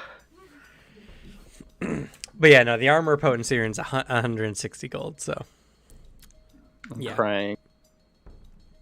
You might need to find a different use for that money. Well, I have money now. Also, don't forget, if we're going out into the jungle at some point, we will need rations as well. Yeah, that's probably not a bad. I have some rations. Yeah, I hold out the 10 boxes of pancake mix I bought. Did we actually get that frying pan? Yes. We do. Waffle We did. iron. Oh, yes. Also, you And- should change the name to Dribble Imprint Waffle Iron. That's an easy adjustment. Oh, that's lovely. I was gonna say, I don't know where you guys were having the conversation in character. Probably just at our residence, right? I was just trying Yeah. to find out if Cyrus would be nearby, because he'd probably be wondering if it had anything to do with, his tribe's religion and stuff like that, like Sure. lizard folk. Jump into the roleplay pool. Oh,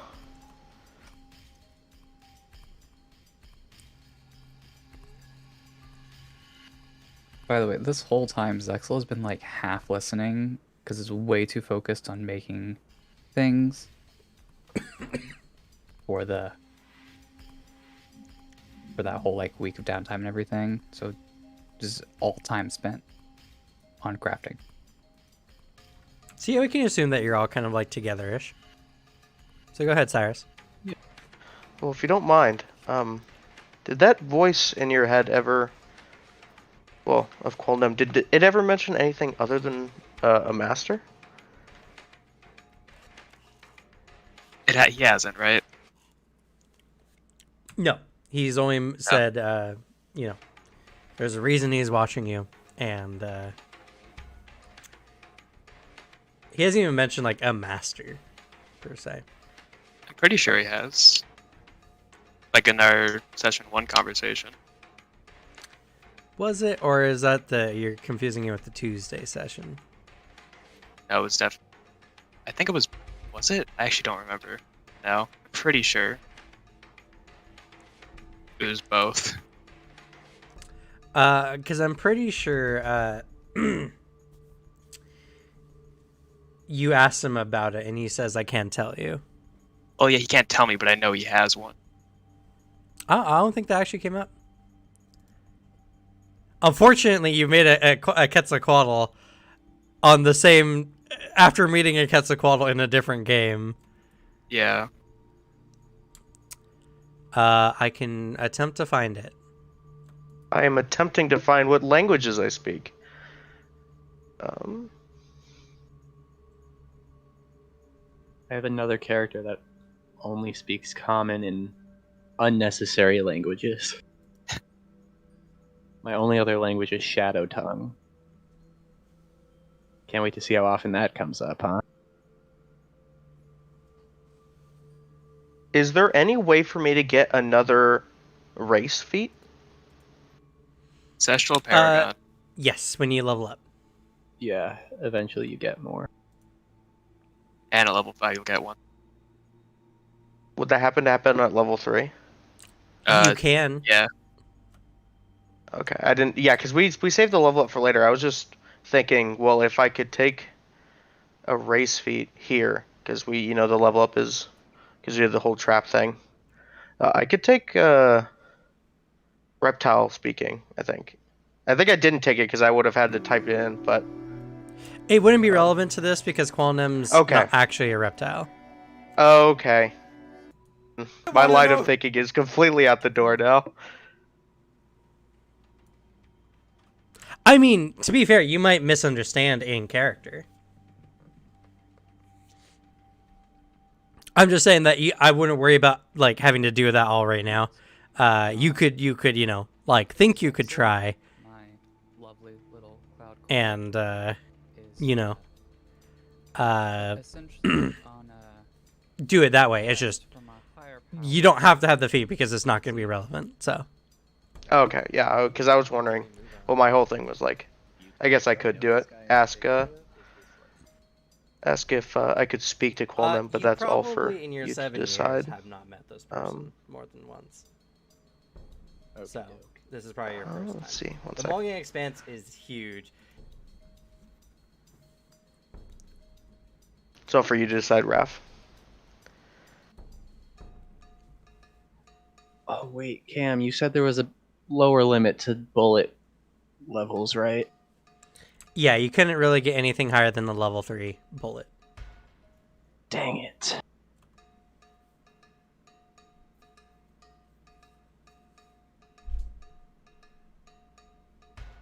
Ah. Both the bullets I wanted are higher than level 3. Correct. I would know lizard folk, right? Of course. Yeah, you speak that That is a language. language? innately. Okay. Yeah, it's called. Bum-ba-dum-ba. I want to say it's called. It's not Garudin.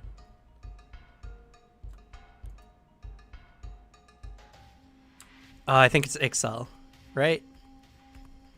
I'm on the page right now, and Garutsi. it doesn't. Okay.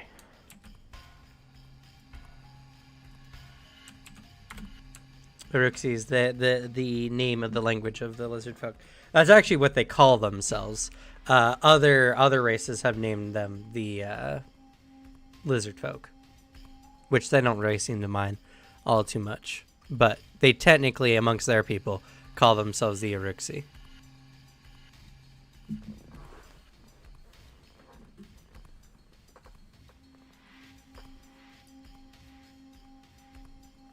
Well then. Raph, would you mind summoning Qualnem if you're comfortable? I'd like to try speaking to him. I don't know if you'll be able to understand him, but sure. I can at least try. If my suspicions are correct. Summon him.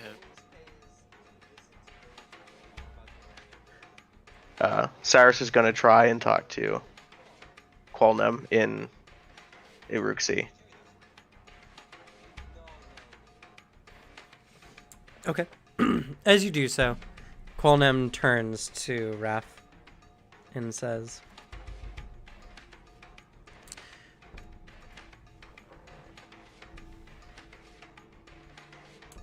I'm sorry. I don't understand what the meaning of this is. I just say, well, say something back to him.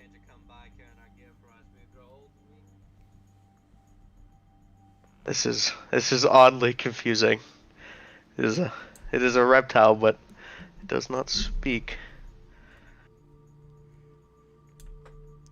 Do you tell Qualnem to speak?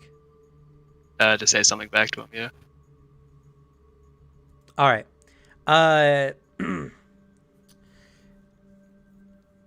when Qualnam turns to speak to you. It's a very low and otherworldly voice.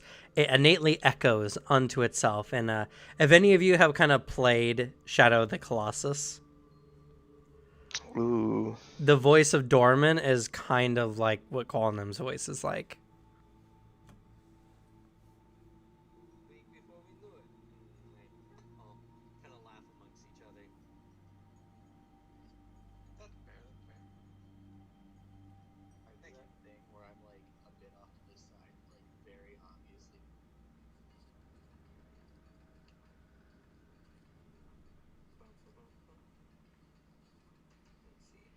I'm assuming it spoke. Qualnam spoke, and did any of us understand it? Only those who speak Celestial. Does anyone speak Celestial, or is it just Raph? Nope. I Just did rough. Cyrus is utterly confused. He has no idea what it could be now. He had a faint inkling of an idea, but now it's just gone. Wait, Well, they can defend themselves. I honestly don't even know what language he's speaking. I just know I can understand him and communicate back. Correct. Oh no, that was just me. That was in character. That was me saying it. I'm sorry, okay. I can't understand Qualnam at all. My idea was wrong. I'm sorry, Raph. I thought I could help a little bit. Is there like Unsummon him before I get any questions. a check to determine what language it is? Like, Yes, even you if can I make a don't society know it, roll. I believe I will do that. Just cause. Well, I will attempt to as well. guess I've never spoken to any gods before. Takuma would like to attempt a nature roll to see if she can figure out more from a nature standpoint. Okay.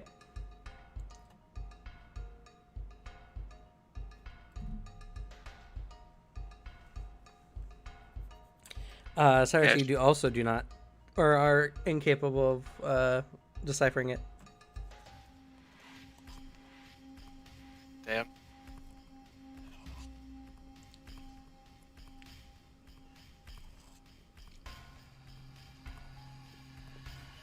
Oh, I'm sorry, you already rolled the nature. Yeah, you have no idea what Qualnam is. In fact, despite having wings, the way Qualnam kind of like hovers in place makes no sense.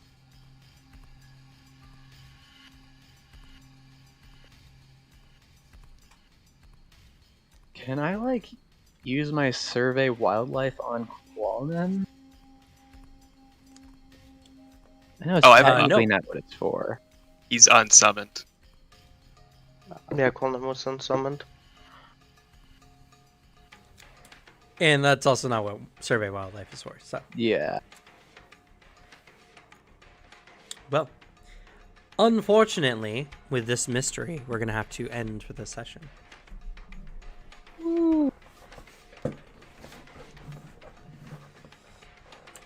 So, let's go ahead and do some quick XP, shall we?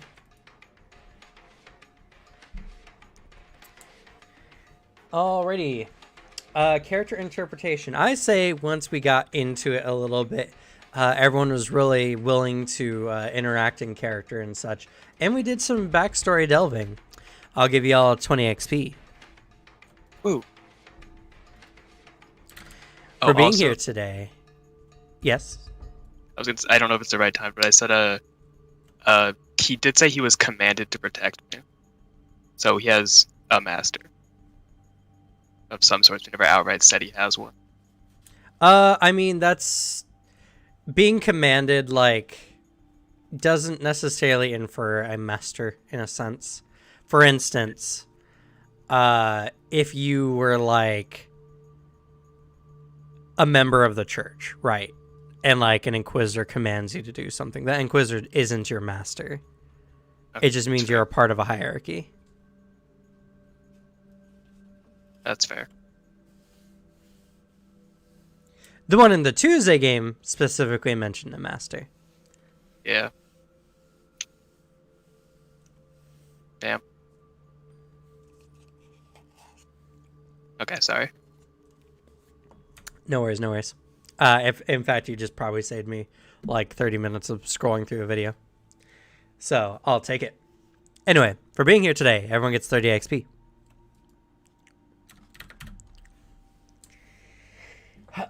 Let's see. No difficult actions. No good ideas or plans. Most of this was just finishing up the combat. Though there was a segment closure, you guys have officially finished the first part of your campaign. So you'll get 80 experience points for that. Let's go. Woo! And now the best part, the combat XP. Yeah. 2,000. Straight up 2 level ups. For defeating the butcher, you get 160 XP. Ooh. What level was he? He was level 6. Oh shit. Y'all were getting downed for a reason. It was a very hard fight, and you still won. Yeah. He won because he killed himself. Well, kind of. It's more like it was balanced by the fact that he was killing himself. Yeah. Otherwise, you probably wouldn't have been able to take him if he didn't have anything wrong with him. Definitely not. And even then, he nearly killed most of you. Yeah. Many of you were one good death shot away from going down for good. Yeah. So I would definitely say it was a worthy achievement. For all the Charoka that you defeated helping the orcs, you get 200 XP. I got. There were quite a lot of them. Yeah.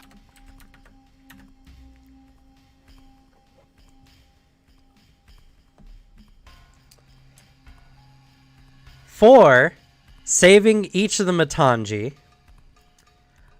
which I believe there were 8 of them, but let me double check real quick. I think it was 10. Might be 10.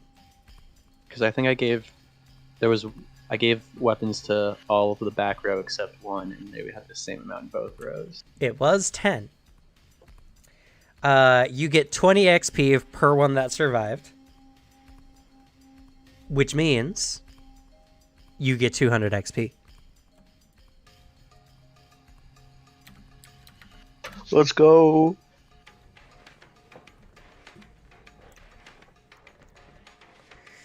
And nice. You should all be at 690 XP. Nice. Nice. I don't even want the rest of the XP. So, That's a fucking lie and you know it. for most damage dealt, I think actually goes to Takuma this session. What? No way. The constant Uh, flurry of blows with the added stoke the heart did a lot of damage. True, but Cyrus also did a good amount of damage with the critical hits. Cyrus did Yeah, do a good amount, but it was only happened like once or twice. Okay. You did a lot of damage. I missed most of my shots. Yeah, but when you landed a hit, you landed a hit. That's how the Magus is. They do the big boom hits. For most damage taken, strangely, no damage was actually dealt in this combat to you guys, at least for this Takuma session. went down. Well, we didn't do it last session as well. But we Takuma didn't went do it down last session. In which case, it goes to... Oh god, there's so many. Raph went down twice due to being one-shotted. You all went down twice. Yeah. You know Could what? just put it- Yeah, you know what? For the 3 tanks, each of you take a player award. Let's go.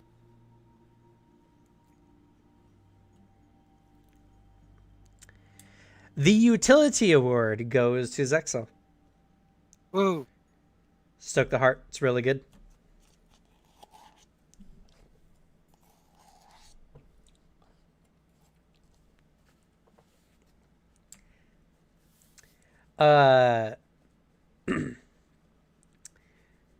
The Face Award actually goes to Gale for this session. Woo! Making friends. For making friends. The Pity Award goes to Ref. I think that combat was incredibly rough. And in the end, you're just doing some battle medicines, and you even failed one of them, which kind of really sucked. So I think you were just having a real rough time. Understandable. I was gonna say Cyrus for 20 minutes of muted while trying to talk.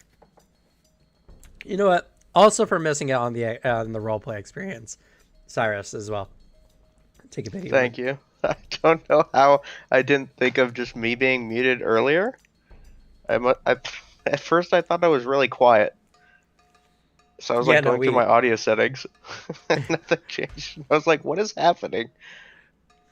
We did not hear you, so I'm sorry that happened. All right. And any player nominations and our kudos.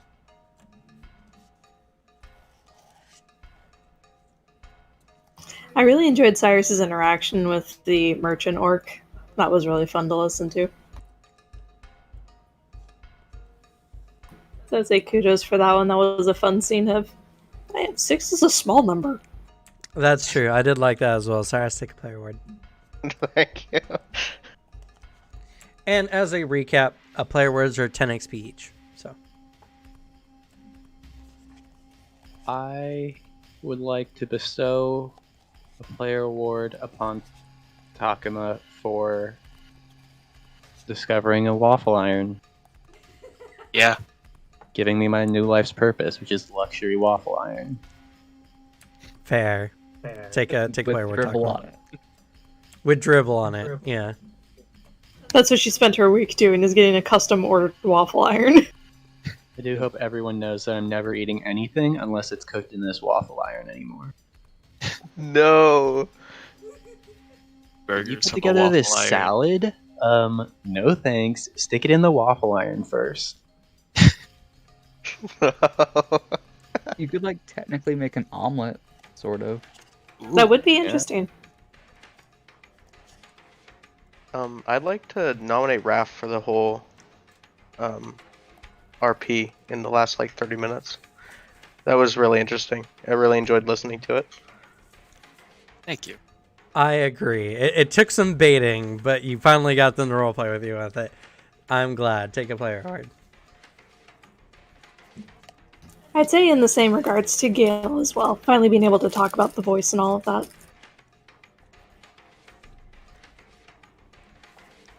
I think that mixed with Gale's, rather than setting up, possible way to get materials for his gun, which would be very helpful, instead Gale went to go and talk to the adventuring Matanji, which I think is very fitting for the character you've established. Take a player award as well. Listen, I could make my life way easier and have cooler stuff, or I could go eat lunch with the jocks. Like, I mean, it's they're fine. the cool kids. Zexel's getting on with the merchants, making things, making money. You know what? And Zexel, go ahead and take a player award for, despite doing the least damage, getting the killing blow on the boss. Yeah. I only got one hit because every other time I tried to hit, it got a critical success. But Yep. finally, a clumsy 3. It's the vicious mockery defeat. It's great. It was Oh, so yeah. close. One, if it wasn't clumsy 3, then it would have been a crit success. It was just that 1 point down I needed. I saw it a hero point, and I didn't know if he could reroll damage. But I figured it'd just be better to just let it go, because we had so many more people in the line. It's fair. You can force him to reroll the save. I didn't know if hero point applied to everything, you know? Fair. It's fair. You ever had that question, just let me know and I'll give you an answer. Yeah, it's all good.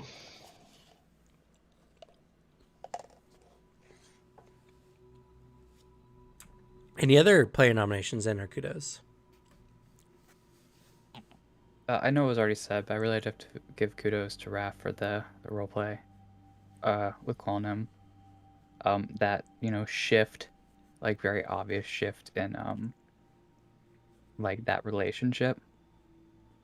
Well done. Thank you. It's a great kudo. I think I enjoyed Takuma's stuff. Takuma had like a lot of interactions this time around, with the being awkwardly flirted with, and also just a lot of interaction with Raph. That's true. I do want to point out Takuma did really well at initiating like player interactions with some of the role play. I definitely think that's worthy of a player award, and just an overall good kudo as a player. Good job, Takuma. I was just about to say something. Yeah, it was really impressive. You were starting a lot of RP, which was really fun.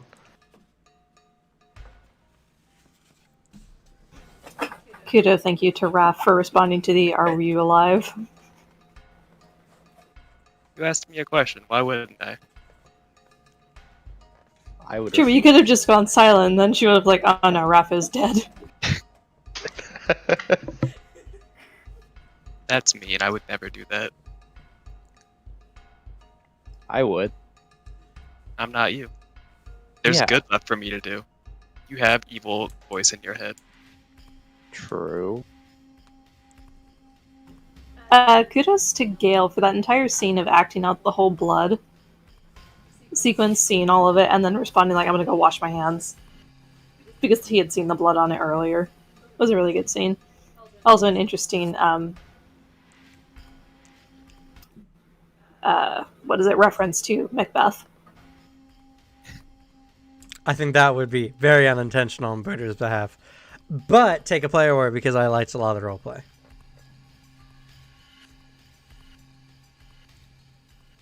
Just unlocked a core memory with Macbeth. It reminded me of the scene where the wife is like washing her hands because she keeps seeing blood on them and it's not coming off. So that was what it reminded me of. Yep. You know me, the classic English person. Gotta love Shakespeare.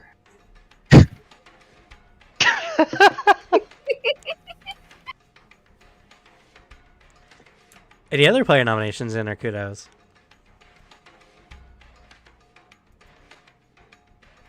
Kudos to Tani's dad for being a fucking badass and also being pretty hot. For being ripped? I know, right? Yeah. My You husband. know, actually, I'd like to give an award for Zexel's comment. Well, I just found my new husband. It was great. I loved it. I I agree. mean, like, we have a dinner lined up with Tani, so we can ask all the questions we want about her dad. Yo, you It's think her dad's true. gonna be there?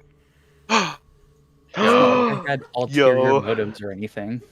Hey, Tani, is your dad gonna be at this dinner? Cause, like, you know. I don't think we're that Wait, new husband? important. What happened to the other ones? Disregarded. Rainmaker is supreme. I mean, there are 67 children. There's no way that's all one person. It's impossible. R.I.P. them if it is. Morclow is not even that old. I think he's like actually like in his mid-20s. Oh my god, this guy Amazing. fucks. What is this Yes. guy? This Yes, guy's like he does. Genghis Khan, dude. What the? To be Life fair, goals. he also has an abnormal amount of twins and triplets amongst kids he bears. Life sires. goals, am I right? It's one of the Morclow is such an interesting character. I can't wait to get more into that. But yeah, no. He was keeping an eye on his oldest daughter, and you know, he didn't come in prematurely, but He never comes in prematurely.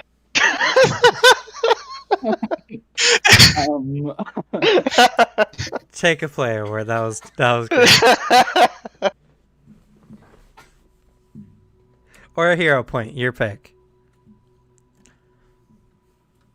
I never use hero points. It would be wasted on me. But yeah, great time. I hope you all enjoyed the session. This was the end of combat. You all won. I know last time it was getting very sketchy, but I had faith. Honestly surprised no one died. Yeah. We got close a few times. You got close. Yeah, Takuma was staring down the barrel of death when it took a couple hero points, but Takuma made it through. And then you guys defeated like a bunch of the warriors as well. Oh yeah, what was Takuma's like wounded and stuff at like if you dropped that time, how bad would it have been? That would have been I the did- right? Yeah. Takuma was at wounded 2 at that point. So if Takuma went down, Takuma would have went to dying 3. Oh my god. Which means if you don't make a flat DC 14... No, DC 13 check, you die. So my hero point was well spent. It was very well spent, yeah. Otherwise, she would have needed immediate healing, or probably was going to die. Okay, I'll take it. Cyrus and Raph was also in the same boat, actually. Me too. Oh, you also went down He was twice? next to him. Yeah. Wow, yeah. Yeah, because he was both down already. because he was down the first time when the butcher walked up to him, and then he got down the second time after Cyrus got there. Oh, yeah, you flipped him Yeah. off. You shot and flipped him off, and he was like, Yeah, and he just punched me in the ground. I didn't even stand up, and he just hit me again. I'm the only one that didn't get hurt at all. But that's kind of True. Zexel's job, is to stay sort of in the back and like help. I do have to say, you all beat a very difficult encounter. Even with the boss getting stat penalties, like, there's a level 5 jump where your stat increases by 2 or by 3 instead of by 1 as normal per level. So, like, stat-wise, he was really strong, even with, like, after the Enfeeble and after the Clumsy, he was still technically a higher level than you all. Because the Enfeeble and the Clumsy only negated, like, most of the bonus he would have gotten for hitting past level 5. So he was really, honestly, still 3 levels above you all. Which is still pretty nuts. So, you know, don't take the fact that he was getting penalties as a fact that you didn't do well. You still beat a very hard boss, even if without that. Like, if I made him like a level 4 or 5 boss, it would have been the same thing, just without the penalties.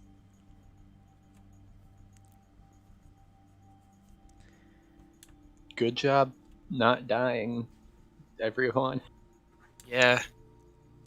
I've gotten to the point where I can identify exactly what I need to do to push you to the edge, and I'm glad that again this combat shows that I've mastered the skill, and I'm very excited for more future combats.